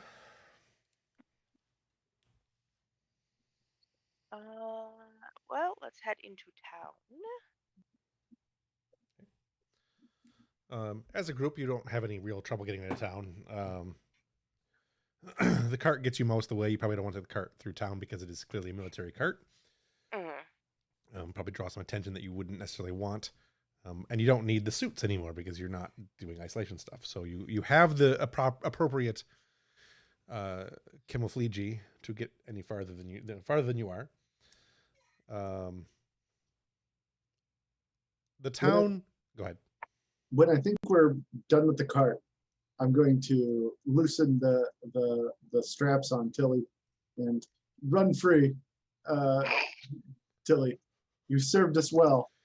For your service, I offer you your freedom. Go. I know it's difficult, but I'll miss you too. It takes 2 steps forward to the nearest tree and just... That's exactly what I was going to say happens. It's almost like I'm a GM. Right. Koba has a little tear in his eye. You know that's a domestic beast, right? Like it won't survive 5 minutes in the wild. Look, it has a chance. I don't think it does. It is likely this close to the population center that it will wander into someplace and be noticed. Probably. Oh well. Like your stray cats.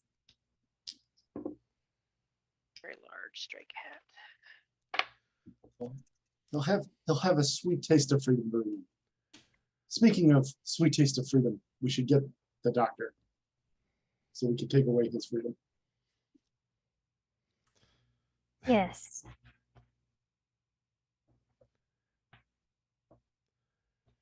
All right. So you're heading to where the doctor was, yes? Yep. Yes. All right.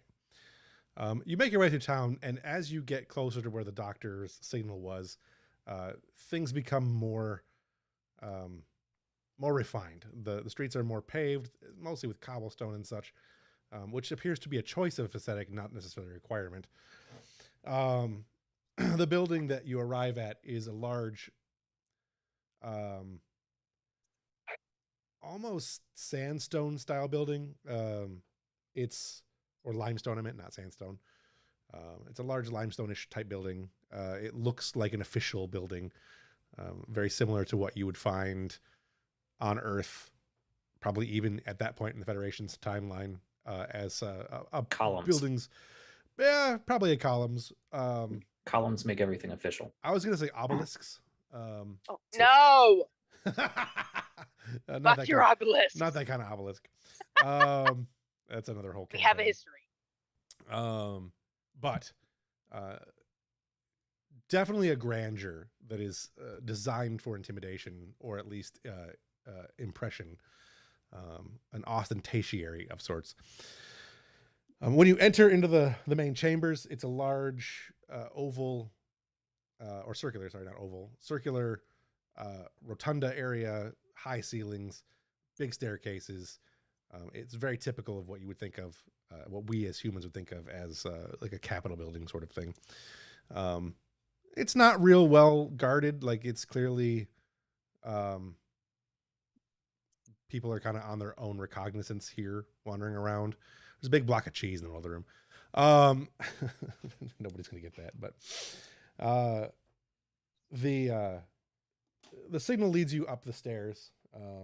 You get all the way to the main set of doors. They're heavy wooden doors, like a heavy sort of hardwood, well stained and well ornated. There is one man standing outside the door. He appears to be much more diligent of a protector than the previous guard you encountered was. He is wearing official looking. He's dressed in a very, I wouldn't say official looking, but a very definitive or defined styling, and has an obvious weapon on his hip. Koba's going to pull out his phaser and look to Dasabi. I think we can be more discreet than that. Is there anyone else around outside of the guard? No. I mean, there's people milling about on the lower levels, but not on this level. Cool. He'll make a karate chop motion. Crude, but not dissimilar to my own line of thinking. It seems you have a penchant for conversation.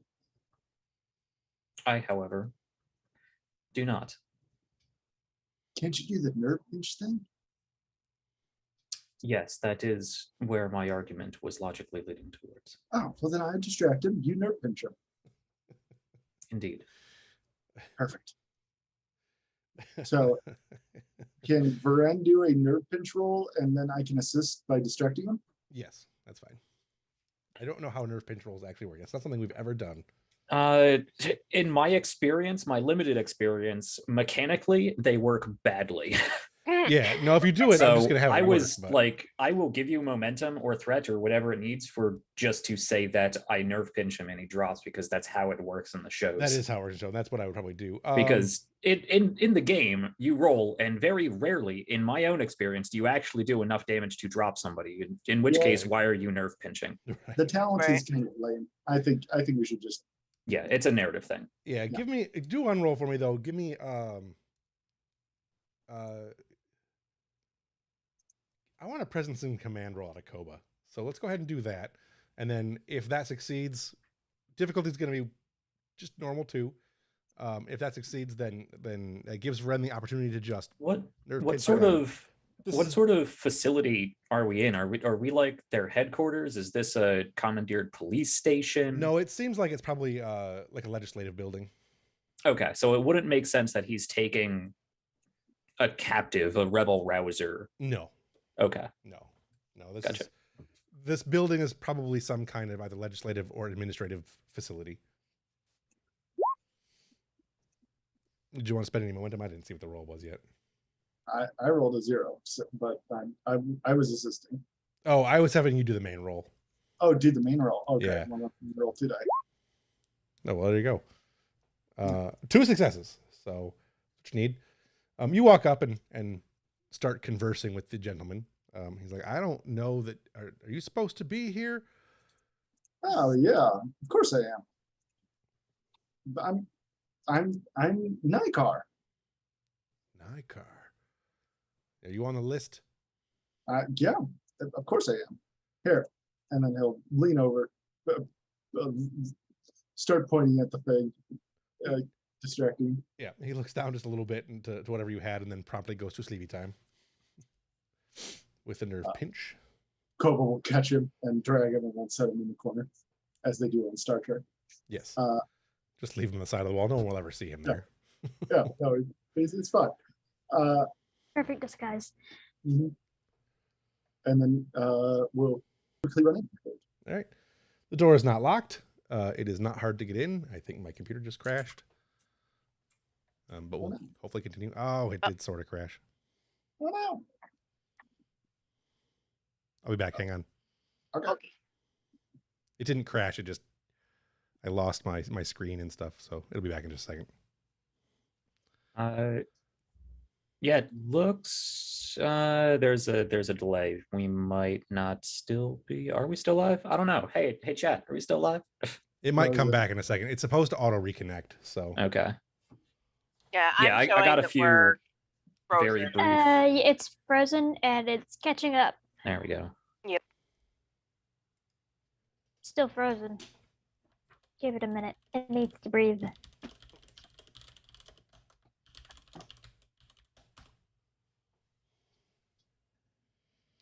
yeah, I've got it set up to auto reconnect. So it should. Yeah, we didn't drop from live, but we lost all of our cameras and. Yeah. Yeah, that unfortunately, that may not come back. Sometimes it does, sometimes it doesn't. Can folks still hear us? Hang on a second. Right, I could just turn the volume back on. Hello. Of course, there's a delay. There's a delay. Test. This is me testing, so that way. There's always a delay between here and Twitch. Yep. Test. Still testing. I see that I'm moving again. I'm still on camera, which is unusual. You're still on camera. I'm getting sound. All right. Well, let's finish it up. Yeah. We're pretty close to done anyway. Yeah, there's a heavy delay, but there is still audio. Yeah. We'll finish with the audio. It's happened before. This is an error I'm trying to sort out. I don't know what causes it.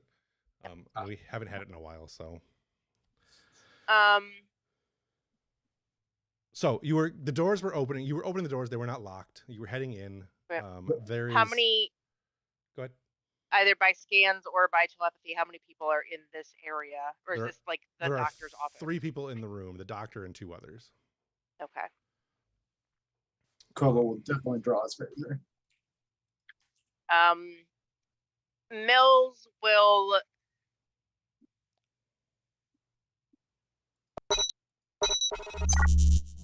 We're probably going to have to shoot someone.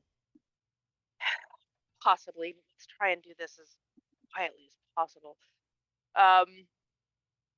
The Savvy is going to try.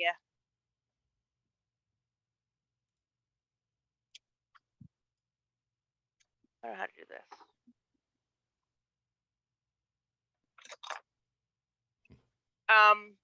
The door. Okay, so what does this room look like? Is it just like the doors open to? The doors open up into a large, like, well-furnished room. A lot of heavy woods. Big thick carpet. Well, not carpet, but like rugs, couches. A couple guys sitting on big plushy chairs, smoking what is equivalent to a cigar and drinking what is equivalent to brandy, conversing. 2 guys are facing away from you and 1 is facing towards you. One of the doctor is one of the ones facing away from you. Okay. We're in some sort of lounge. Probably more of a like a study or like a backroom deals kind of room. It's a lounge for lack of a better term, yeah. Okay. Do they definitely see us coming in, or can we sneak up to them? The one guy will definitely. Once you open the doors, you'll definitely. They're loud enough and heavy enough doors that they're not going to be silent to open anyways. Okay. So DeSavi will tell Kobit and Mills to have their phasers ready on stun, but to wait for her signal. And she's going to try. It does not. I couldn't find where it says in the book. The alpha says that betazoids have the ability to influence emotions as well as feel them. To do what with emotions as well as feel them? So it says the common psionic abilities of betazoids extend from sensing thoughts and or emotions, over projecting thoughts and emotions, to manipulating the minds of others. Yes. So I would like to try to manipulate the two that are not the doctor into believing they need to leave the room for whatever reason. This is a huge divergence from season 1 Devasi. We had this very moral conversation beginning of last season. Yeah. Oh yeah, no, she is not happy about this. Yeah, that is a moral questionable thing. But go ahead and make that roll. I'm gonna say it's crap. I don't know. I just want to point out this actually is in the book. That's not. I couldn't find it in the book. I did a quick Google search, couldn't find it. It's in one of the later books, but it's telepathic projection. I put it in Discord.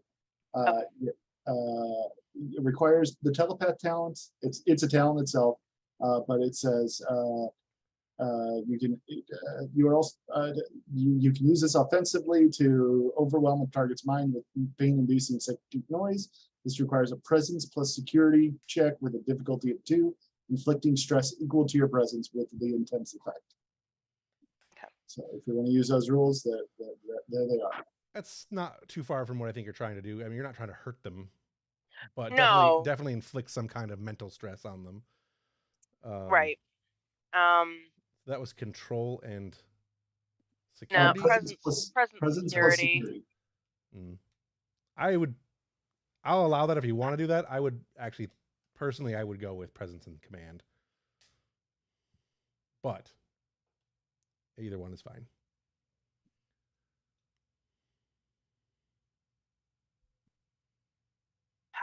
I'm debating. She's debating. I'd almost go with control because you're kind of manipulating their mind in a control sense, but I think presence is probably the more responsible. Less debating on the role and more debating on the lesser of phasing them and stunning them or getting them to leave. Yeah.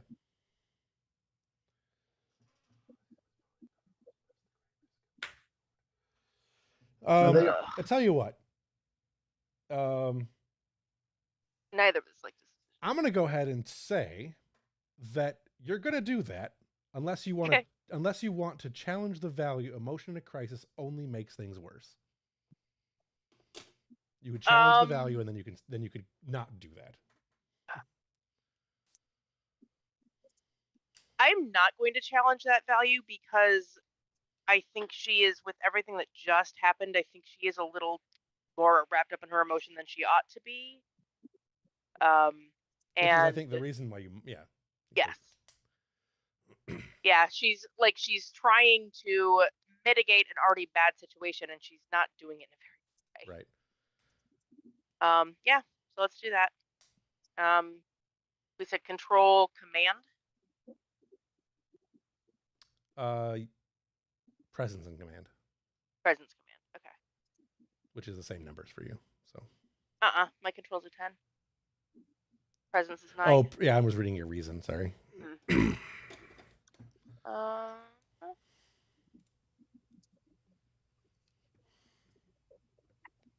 go. Oh my God, let go.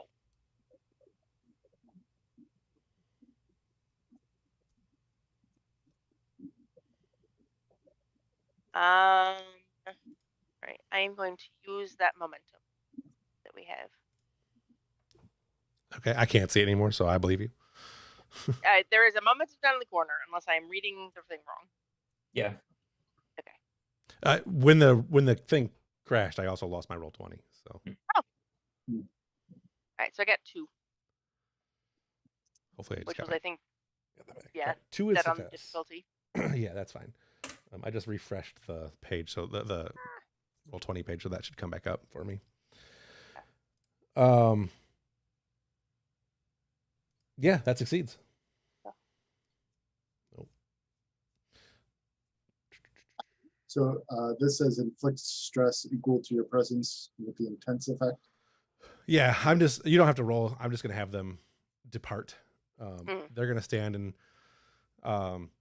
they kind of stand with this look, this almost pained and strained looks on their faces. The one that's facing you. The other one turns and looks at the 4 of you, and has this almost glass-eyed look and there's clearly some pain on his face, but his eyes look glazed over. And they both look at the doctor, and it's like, some paperwork waiting back in my room. And they just kind of leave. They both kind of just almost not in a lockstep, but they're definitely departing in a glazed phase. Can I ask, can we not do that? I think it's a little late for that. Are we talking X card here? I mean, no, it's definitely a thing that is going to be a problem later as far as story. This will have repercussions. Yeah, that's not even so much why I'm saying it. It's more just, we were talking last time about how we weren't getting much action in this game. Yeah. And we got to a point where there's finally time for some action, and we psychic it away. I think it's unfortunately a decision that has been made by the character. Yeah. If it was a thing that I was forcing on you guys, I would agree. But when it comes to action, I'm more interested in purposeful firefights, things that are purposely unavoided, whereas this is easily avoided. If it wasn't if Ev was not going morally objectionable, mind powers control on anybody to stop a fight, then then we don't have to fight at all anymore. If it helps Tara still. This is not an action that would normally be taken, and not one that she is likely to repeat in the near future. She is. And we're talking two people lounging, having a conversation, not a squad of Klingons purposely trying to invade the ship. Yeah. Okay. That would definitely not happen in that. Yeah. I think this is narratively interesting and, creatively logical, however you want to put it. Right.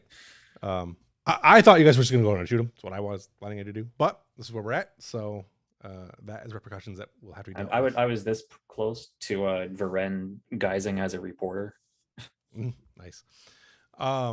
So they do depart the room, and the doctor is looks over his shoulder and can I help you? Dr. Ven? Savi simply says 5 to beam aboard. 1 to the brig. Assuming not one of these ones. Not one of the 4. 6 to beam aboard. 6? It's 5. No, 5. Melskoba. Yeah. Just beam 6. Find a 6th person to beam aboard. However the hell many to beam aboard. That was 5. The doctor, Mills, Dasavi's also here, Vren, and the new doctor. That's 6. There's 6. Yeah. 6. So I am 2 people today. Yes. The transport is not difficult, so you guys all beam aboard. Where are you beaming? The 5 of you are just going to the transporter pad. Yeah. So the 5 of you arrive on the transporter pad. I think, for narrative interest, instead of beaming Ven to the brig, could they just all show up on the transporter pad and Ambrose be there? I'm not opposed. Is Ven really a security threat to the point where we need to have them in the brig? Dasavi's line of thinking is she doesn't know and she's not willing to take a risk. Yeah, We've already killed 3 people. We just mind people, minded up some people. So I don't know. He killed all of his other. He's killed all of his other Federation allies. Yeah. Sure. I don't want this guy running around. But once you arrive back on the ship, I'd say that Ambrose certainly could be in the transporter room waiting for them, all but the good doctor. Or else you could just move to a moment where Dasavi can talk about whatever. So anyways, the 5 of you arrive back on the transporter pad. You can set the scene how you want to from there, or we can jump to another scene.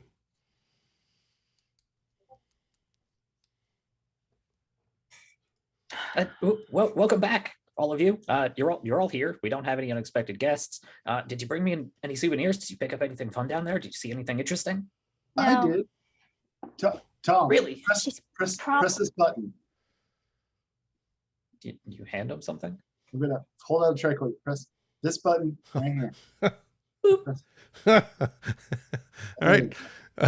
The signal on the tricorder. This is explosion, detonation initiated. Wait, what? You just blew up a bunker. Oh no, oh no.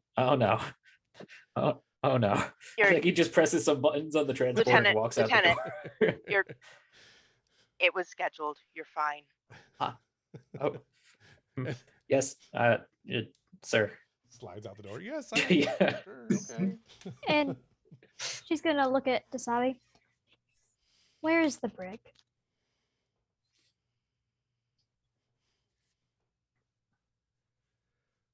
Talk to the captain first. Of course.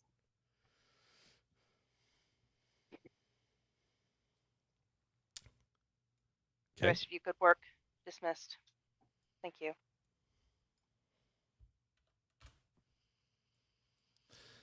On that, who's going to go talk to who? Dasabi will take Dr. Les to the captain. Okay. We will come back to Tong and Koba and that stuff shortly, because we still have a party to go to. Maybe we don't have to do that this session. Yeah, it is quarter to 11. I don't think we can do all of that in a party. No, I was gonna just kind of wrap the party up as the closing scene. Got you. I would like to actually do more than that. Why don't we do it for the Let's open with that next week. Yeah. Yeah. Okay, that's fine. Either way, we need to finish this up because I'm not leaving this story hanging. This story needs to end. Mm-hmm. Sure. So let's go back to the bridge. That is Dasavi, Ambrose, and Dr. Les. We can actually have this conversation in the ready room. That's fine. Oh, that's what I meant. For sure. Yeah. Yeah. There was probably a heaviness when Dasavi walked onto the bridge. Yeah, Ambrose will stand up, turn, knows this because of our shared empathy. We'll just, I'd imagine Mills also goes back to the bridge. Or is Mills doing other things? Unless her shift was not over, I have no idea. Dasavi just dismissed Ensign Lackey can take the the command. Yeah. All right. Oh, I'm commanding the ship now. No, he stands up, nods to the next person in line. Yeah. And we'll just silently walk to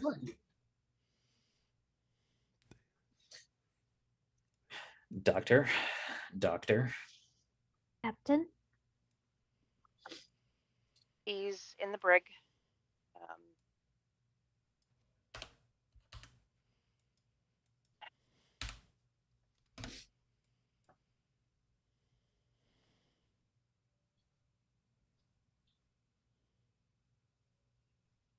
I will have my report for you shortly.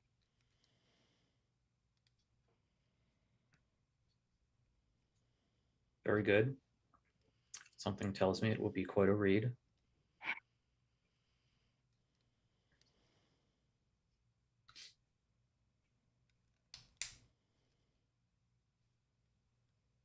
The doctor would like to speak with him. I would. Dr. Les. If I may. Of course. Yes, I would like to speak with what was my colleague.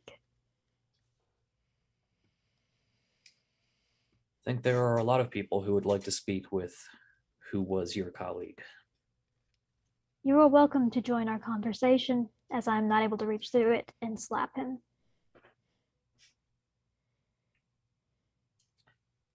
Well, I think for the protection of all involved, the force fields of the brig are a suitable arrangement.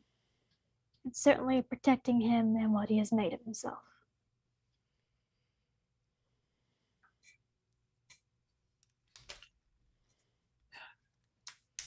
We can certainly have that conversation, and of course, you can have your own conversation, but we may be in this system for a bit longer, and we may be having We may have need of more Federation diplomatic personnel.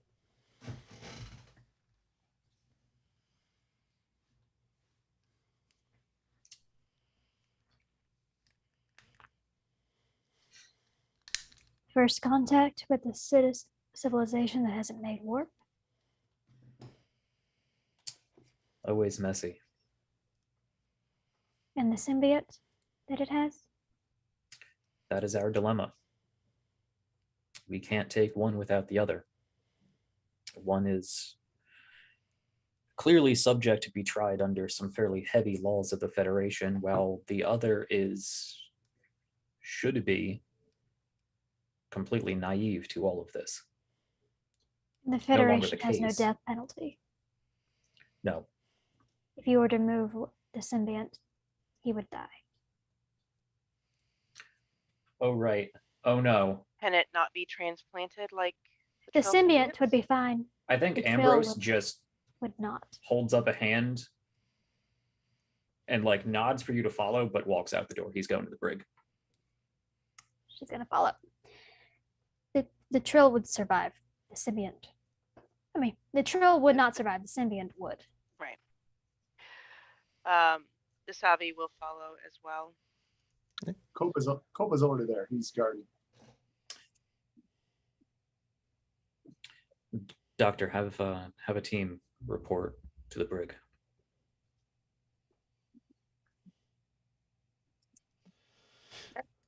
Follow medical team to the brig. Okay. So we get down there. He's still alive? He is still alive. However, he does not appear to be doing particularly healthy. Does not appear to be doing particularly well. Koba is just coming back in, or just coming back out to let you know that he has deteriorated quickly since being transported in. He's not doing too hot, Captain. I was just about to call the doctor. I do believe those symbionts are unable to live outside of their own atmosphere. Where's there? They're not quite as adapted as Trill symbionts. Are they, Dr. Venn? It appears they are not. Please tell me what you have learned from this experience. That their evolution is not yet complete. And if we do not return this symbiote, many more will die when they try to find space. And of its knowledge it's gained from you. I imagine it is considerable.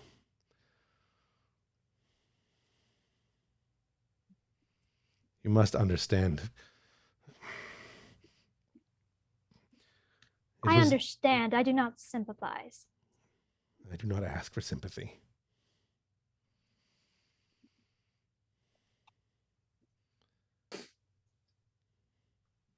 Captain, condemn me if you must, but send the symbiote back.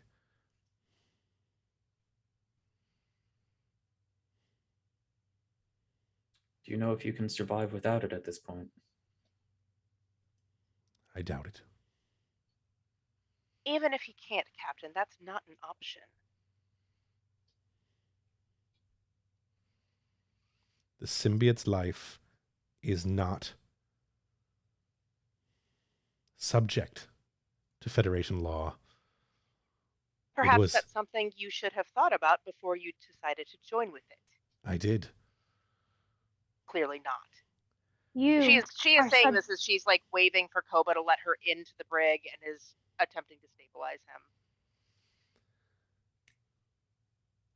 him. Les is just looking at him. Yeah. You are under Federation law. The symbiont is part of you now. It is subject to Federation law under that technicality. You have stolen the choice.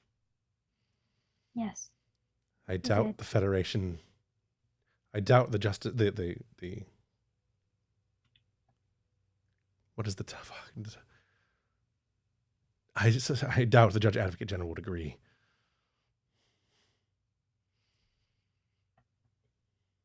You do not He's- sacrifice a kidnapped person in order to stop the kidnapper. And that is what I am to your Federation law now. Am I not right?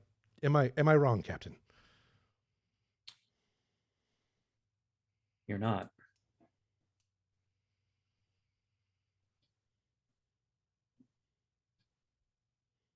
You start the medical processings. There's very much nothing you can, like, there's clearly nothing you can do.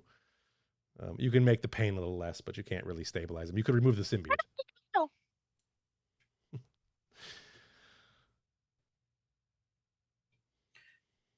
Tong, I would like you to find an isolated, quite isolated area on the planet. We will need, how many of us are in the brig now? Is Koba still there? Koba's still there. Koba's still there. 2, 3, 4, 5. And beam the 5 of us down to that location. All right. Takes a couple seconds, but once the transport begins, you find yourselves on a large open field. Not across the railroad tracks, Jeff. Nope. This is pretty isolated. Some heavy prairie land. Okay. I think probably after a couple minutes of wrestling internally with herself, she will administer some sort of pain relief. Does it take that long? Once we're back on the planet, Yeah. Doctor, He's still in some. if you call that anymore, Yeah. are you feeling better? He's still a little bit of pain, but you can see a pretty quick reversal once he's on the planet. That is much better. Thank you, Captain. I think this should be stark evidence to the severity of how much you have endangered these people. You have given them technologies that they are incompatible with. They would not have reached for the stars as quickly, as dangerously as they are capable of now, had you not intervened. I don't agree, Captain. I believe they were on a trajectory that was inevitable. And my attempt was to guide them into a more reasoned approach. But that wasn't your place. They went from, to my understanding, a few unmanned satellites to their first high impulse test in a year. Yes, that I did. That you did. I did. I gave them the impulse technology, the knowledge of impulse technology.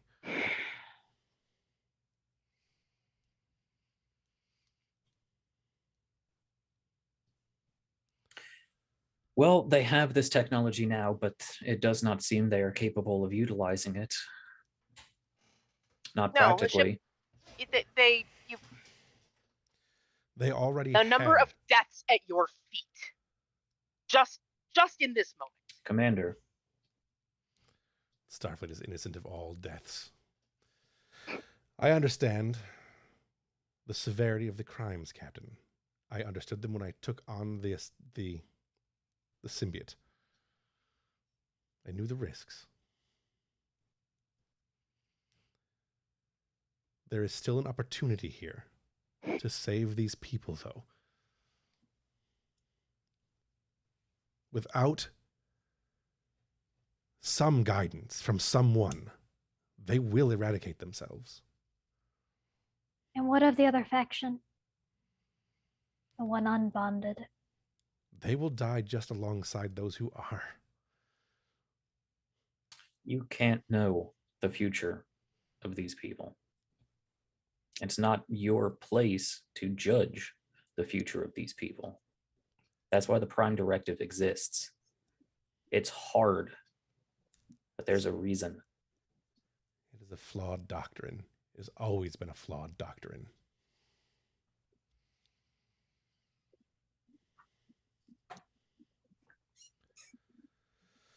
And I suppose you're the one who gets to make that decision, huh?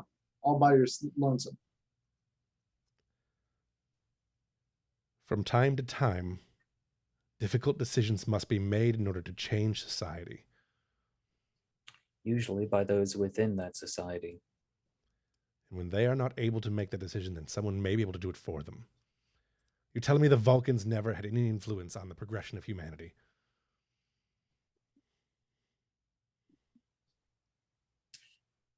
There are stories. But they're stories. And in 1,000 years, these will just be stories. I will be just a story. You were meant to be nothing here.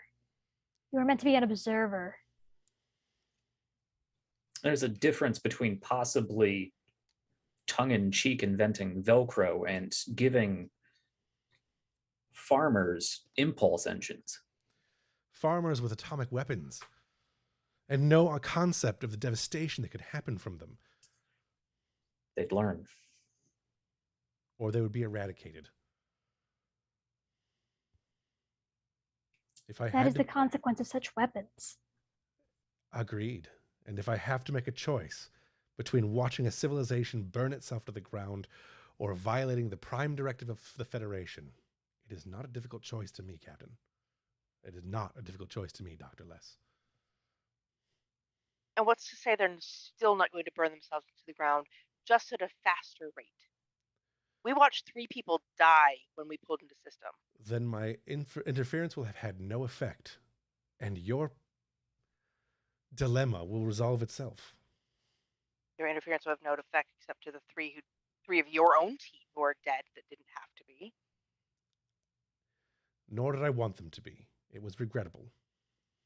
Again. Regrettable. Regrettable. You used that term for our team. For people you know and work with, do you not mourn? I do. I do mourn them. Does he? Oh, yes. Okay. Yeah. No, there's definitely regret there. Now that we've been on the planet for a bit, can Ambrose and presumably Desavi with even better telepathy pick up a distinction between Ven and the symbiote? There's a slight distinction. It would be the same distinction as if you were trying to tell the difference between Hage and Yezebeth. So, but I don't think I don't think a telepath can read a symbiont's mind because it doesn't work that way. Trill symbionts only have like emotional, contextual memory sort of implants. Right. Are we getting any sort of direct cognitive personality from the symbiont? Not really. It is almost exactly like scanning a Trill. Like you have clearly, so you know for sure that when a Trill is joined, their personalities can often change. They are not. Well, that's more a result of having like 6 different personalities now shoved into one person as opposed to a symbiont. A bit. The symbionts they're not just repositories though. They're not just repositories. They're not hard drives, right? They do have their own personality isn't the right word, but they have their own profiles. And it is similar to that. Like it is a distinctive creature. It is not 2 minds that are separate. Okay. But yes, distinctively it is its own creature. You can feel that there is a mind here and a mind here, but they are thinking in one. They're just a new flavor of Trill symbionts. We're not dealing with the Gould here. Correct. Okay. Yeah, now they're So I feel like we might be talking a little bit in circles. Do we want to figure out what we want to do with them? I think we're getting there. Fine. Yeah. Our fleet doesn't have a death sentence. There is.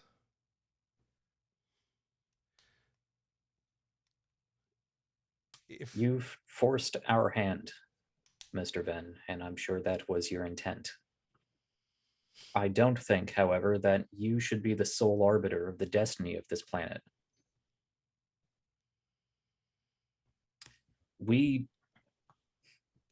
So bring the can Federation here. Stop you. Yes, that's where I was getting at. It's just how much damage you can cause before they get here.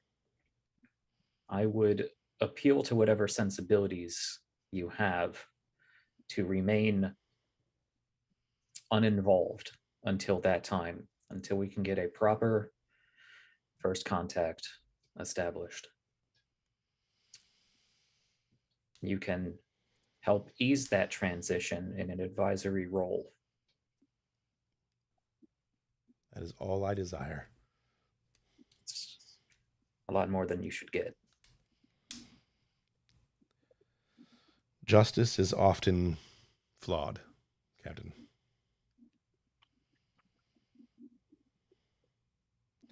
If the Federation is going to come here, there is no reversing what we are doing.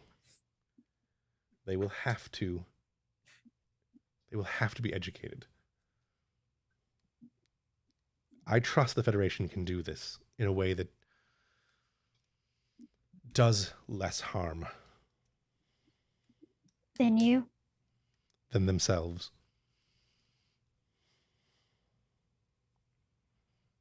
Your intent is not in question. It's the means you went about it. There are procedures to take here. Yes, they could have taken years. And yes, these people develop quicker. But if they were going to destroy themselves in the time it takes Starfleet to do something, then they're far more of a danger out there amongst us than they would be just to themselves. And that is a tactical issue that we also need to face, whether your scientific curiosity or humanitarian beliefs want to acknowledge it. We could be releasing a biological Borg upon the galaxy. Yeah, he just kind of shakes his head. It is possible. And as far as we're aware, these people can't leave the planet. Not yet. Not yet. As you said, these symbionts have the capability of biological evolution, rapid evolution. I'm In sure your they will attempt one to day. save one society, you may have just doomed the galaxy.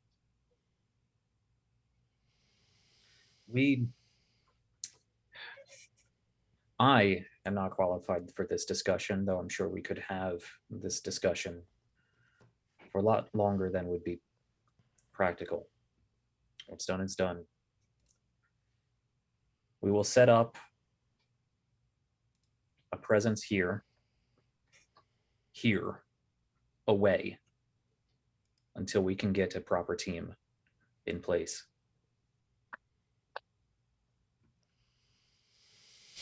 So what's the plan? Are we going to keep an eye on them, or are we just letting them off the hook? GM, how long would it take for us to get from Starbase 173 or from Narendra? A couple somebody days. else to deal with this. Yeah, a couple days. Yeah. Okay. We can hang out in high orbit for a week or so. Rough it with the good doctor here. And then it will be in the hands of those who are qualified to have these discussions, if any of us are.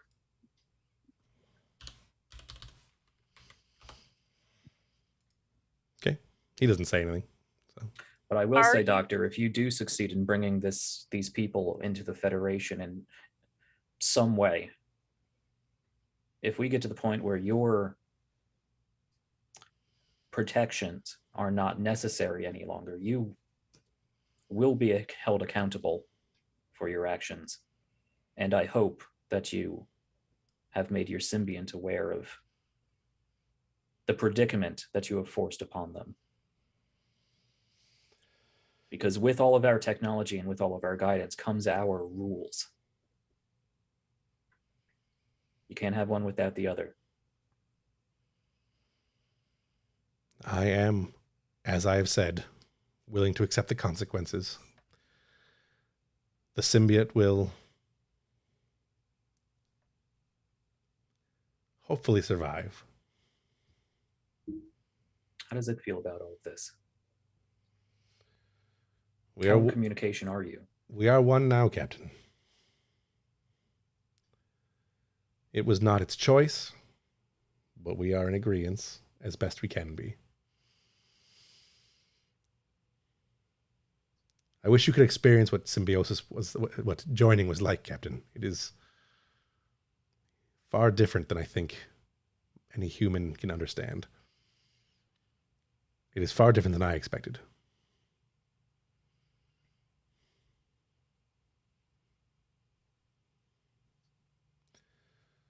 But so be it. If these people can be brought to live, can be made to survive, and the sacrifice of one is worth it. The sacrifice of two is worth it. Well, at present, your death toll is 6.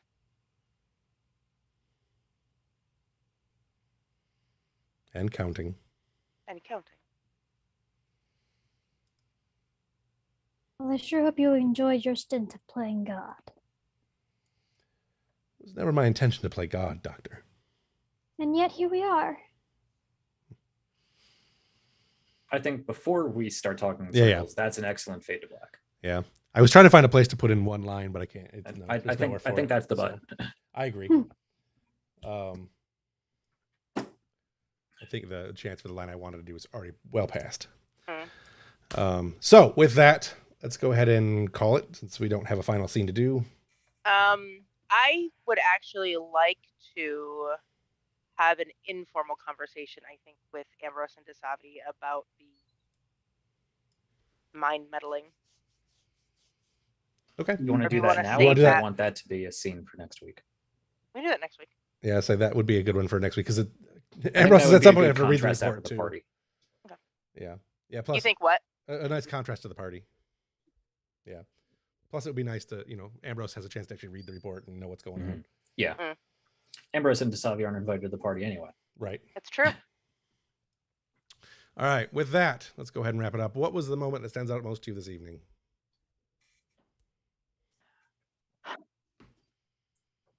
Well, first off, The I just button want to pressing give. explosion. Yeah, that was good. That was good. That was funny. No, I want to give a round of applause to our new guest here. I think you did a great job. Thank you. That was fantastic. Had Tara fun. Less is a great character. She's fun. I think what stood out was our new guest here, Tara Less, getting all angry, both down in the facility, white knuckling, and then this last conversation, starting in the brig and then down to the planet. Yeah. She's pissed. Yeah. With good reason. Two very different anthropological mindsets. She thought they were so similar, and yet here we are. Yep. I really enjoyed seeing in just one episode that that arc. Yeah, that's why I was trying to get it all in one episode. Yeah. I liked a lot of Koba stuff today. There was a specific thing that I wanted to call out earlier, and I cannot remember for life me what it was, but it was near the fist bump. Yeah, Brennan, the fist bump. Oh my it was God, near the yes. fist bump thing. And I can't remember what it was exactly anymore, but Brian, I got to give you credit. I really liked Koba. I was hoping not only would you get somebody to blow something up, but I was really hoping you get to shoot something. So Sorry, I Well- spoiled your fun. yeah, we'll see where that takes us. But I got to give credit. I really liked Koba this episode. So Yeah, Yeah, no, Kobe COVID did great. was great at this, especially starting off with Tong in the hallway and then yeah. all the conversations of the plane. I know that was great. That's a good scene. Anyone else have a moment that stands out to them? All right. I think the moment that was really the keystone for me as Dasavi today was feeling the exaltation to dismay to death. Yeah, I'm curious where Dasavi's moral compass is at the moment, because it appears to be just kind of flailing around, like someone's got a magnet with a compass. Whoa, here you go. So I'm curious. It's a roulette wheel. It's a roulette wheel. A little bit. She is That kind of day. that kind of couple of weeks. Mm-hmm. Yeah, so I think the stuff with Hadal was pretty heavy for her. And These has this was been- just way too similar to it. This was a totally different form of I am willing to sacrifice some people to get what I want. Yeah, these have been some really trying last few missions for our new CO, and I don't know if it's working. Yeah, that was I liked that there was that moment where you referenced the Hidal. I thought that was a good a juxtaposition, a nice contrast, because you kind of find yourself on both sides of the argument. So that was good. Anybody else have anything for that, or let's do what did you learn? What did you see from the player or character that you want to see more of in the future? Like, obviously, I want to see more of the Koba stuff. I thought Koba was great in the session. Everything about Terra Les was good. Now, Kendall, I thought you did a really great job of just dropping into the group. There wasn't any sort of like awkward, what do I do? You were just like, I'm here and I'm this. No, you were very confident. It was surprising. I need to figure out how to keep you in the story, keep that character in the story for one more session. Well, if you need me next time, I can be here. Yeah. We'll figure out what we want to do there, see what we want to get some more such going on. Because I do want to do more stuff with Elizabeth. Yezabeth, yeah. Yeah, a lot of the stuff that I wanted to see with Yezabeth, we didn't get to do because Yezabeth didn't get to go on the mission. Yeah. So I want to talk about that in a bit. Yeah, we will. I think there's still a lot of room for those conversations to happen, though. So I think that's good. I don't have anything else for that. Anybody else have anything they want to see from someone else? Any things they want to see more of or less of for that? And then we'll do the one thing would you change last? I would love to see more Mills' personality. I feel she kind of got swallowed up this session. This season, really. Yeah. Yeah. No. She had her big moments on the bridge with the wormhole stuff. Honestly, I was sitting back to let Koba have the limelight. Yeah. I mean, I would have personally really loved to see more Mills. And like when we fist bumped early, I was like, yeah, let's go, Mills and Koba. And then it kind of felt like she wasn't even there. And I was kind of disappointed by that. And I would love to see more Mills. It's the struggle of playing two characters in one scene, which we don't really, we generally tend to avoid doing that. So especially when one character is the CO, right? Is the person in charge. Yeah. EXO, you mean? EXO, yeah. EXO. Command of that mission. Yeah, anyway. whatever. Yeah. But yeah, that's something that we generally do tend to avoid, and so we're kind of pushing the boundaries of what we can do and still keep things straight there too. Yeah. Well, that's fine, because after this report and the conversation that Dasavi, I'm sure, is going to have with Ambrose, Dasavi might be the one in the captain's chair, and Ambrose might be going down on missions again. Oh. Yeah. You're grounded for a little while. All right. If you could change you could go back to your med bay, and Lackey, you just sit here and don't blow up the ship. Right. We don't need an XO. No stinking XO. You know what, Koba? You're the XO. No, Koba would blow up the ship. Right. Koba would be great. Except what That's why Lackey's in charge. It'd be glorious, though. It'd be a glorious explosion. If you could change one thing about this session, what would it be? I have a number of things I would like to change. One is which is technical difficulty, which apparently I have solved. Yeah. Everything popped back up a couple minutes ago. Yeah, I had to refresh a bunch of stuff. Actually, the shrinking the screen for the zoom and bringing it back up did just fine. I don't know. Oh, weird.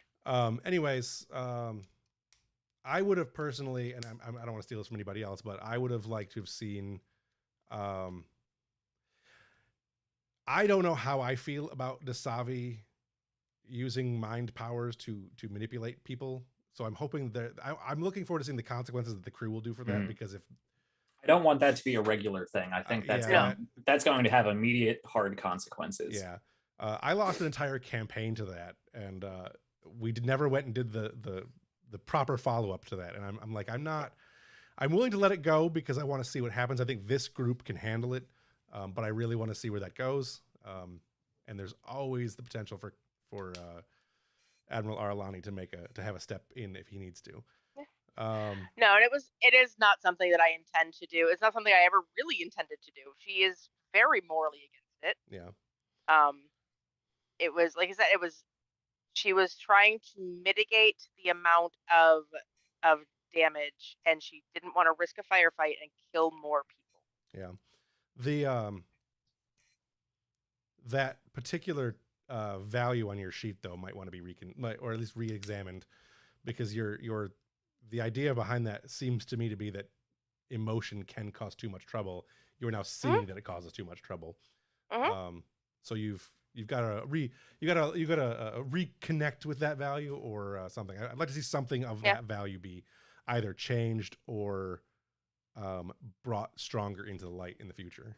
Because that value means two different things if you're talking about in the med bay or if you're talking about out in command. Right. Yeah, and it was that value is specifically to the med bay. Right. Well, I don't think you can apply a value specifically to one scenario. But it was created for that. It was created to the med bay, right? Yeah. So now you've taken her in a out of an environment that she has been in for decades. Yeah. And into a whole new arena. Yeah. So either the value has to change, the character has to change, or the character has to say, I'm not suited for out of the med bay. Right. Please keep me in the med bay. Or some kind of valuation where that value comes back into being. I think that's a very important, and I think it's a good character moment growth. I think it's something we can look forward to in the future. There are rules for striking values and doing new ones. Like Yep. So, but yeah, we'll. I'm looking forward to that. Brian, did you have anything else you wanted, or anybody else have I just have two things. I don't want to belabor anything. I do think I was looking forward to some action there. Yeah. I was getting hyped when those two guards. I'm like, finally, we get to shoot someone, and then I got action blue balls there. I didn't think that was the time. But the other thing is, I've noticed that whenever I volunteer a character for a mission, you guys find excuses for them not to go. It's happened a couple times now. I'm gonna stop volunteering characters that I think would be fun to play on missions because you guys immediately veto it. That's something that we can certainly. That's a conversation after. Yeah, that's something I think that should be discussed. That's a definitive concern that definitely needs to be addressed. And I don't necessarily disagree with you. I would have liked to have seen Yezebeth on the mission because it dealt with a Trill like Symbius race. But I liked Koba on the mission too. So it's kind of and I think Koba does sort of fit better. It would have been a nice Yezebeth thing. Although I think with Tarles staying on the ship for another session, we don't miss out on the conversations that could have happened. They're just not going to happen under the same. I think they actually might even have a better opportunity to happen because you won't be under the duress of the situation. Koba was fun. I'm not disappointed with the way things go. I just want to make sure that we can communicate about that more. Yeah. That's all. Yeah, and that was an in-character decision. Let's have this conversation. Yeah, we'll talk about that later. one off. You are heard. We will have the conversation, but please not not on air. Talk about it later. Tara, did you have anything? Kendall, did you have anything you wanted to say that and you'd like to see different about the session? I kind of wish Tara had hit him. That's about it. That would have been fun. Yeah, not very Federation, but absolutely fine. You're not Starfleet. It's fine. She's not Starfleet. When we beamed from the brig down to the planet and there was no longer a force field in the way, that would have been a great opportunity for him just to take a few steps forward. Yeah. Yeah. That's the closing scene is everybody beams back to the ship. She beams back down in the middle of the night, punches him, beams out of the ship. He's just sleeping, bam, right in the face. He deserves it. The transporter doesn't even fully materialize. It just punches out of the beam. Elliot. Punch beams. Yeah. Punch beams. Anybody else have anything they'd like to change about the session, or they would have liked to change about the session? No. It's really minor, but I feel like Tong faltered more than I wanted him to towards the end of the conversation with Silva, because I thought of a great final wrap up to that scene, talking about Ferengi fashion, but it just I dropped it. Unfortunately, I dropped it at the end there, but I think that was a great scene. I want to see more of that. Yeah, I want to do more. Yeah, because I want to get into. Tong needs to get into that. I think it's very. I mean, it was very true to Tong that I/he did drop it, but I think narratively it would have been more interesting if I could have put a button on that conversation better. Sure. I would have liked to have worked in the one line, which is Captain, haven't you sent people to their deaths to for the betterment of your crew and protecting your crew? Something along those lines, but I didn't get a chance to put that one in there. The line I would like to have had, but oh well. I mean, that could have been, that conversation could have been another hour or so if we weren't. That's a whole so session. Yeah. So that needed to wrap up, and so it's all good. Mm-hmm. I don't have anything else. Does anybody else have anything you want to add or to the conversation, anything like that? No? All right. Well, I want to thank Kendall again one more time for coming on the show. We'll have you back next week for some continuation of this thing. I will come up with something to do that keeps you guys here a little longer, just so we're not jumping around. We'll get some other stories. We get to have Koba's party. I would like to see as an opportunity next session we can maybe get into that boat thing that we've been holding off on for a while. Might be a good session for that. I don't know. Boat thing. The captain's boat. The Ambrose Age boat they were building. Yeah. Yep. Because that's something that we I know you said you wanted to get back to, and we've been missing out. We haven't had opportunities to get back to it. So, right. Yeah. Maybe next session there might be a good opportunity to do that. I don't know. But anyways, if we can plan something ahead of time, I don't think that's something we just impromptu. Hey, let's throw Yezbeth and Ambrose in the holodeck and see what happens. Yeah, I'd rather that be a significant moment I'm with some build up and some taper off. Yeah, I'm for it, especially since it's an opportunity for us to deal with a lot of Hage's stuff. We have a symbiosis thing going on. We have another Trill on board. This is a good chance to really explore some of that connection again. I think that could be fun. I think the party will facilitate a lot of the stuff we kind of have been circling around. I'm hoping so. But I don't have anything else to add for this session. I want to thank everybody for joining us. Again, you can catch this show on YouTube. I will have the edited version up when I get it up, which will hopefully be this week. Again, with last week's episode as well. You can also find us online, the audio-only versions. Check us out. You can find all the stuff in the link tree. Again, it's Linktree Studio Tembo. There's link in the stuff. All the stuff has links. And that's it for me and the rest of the crew. So live long and prosper.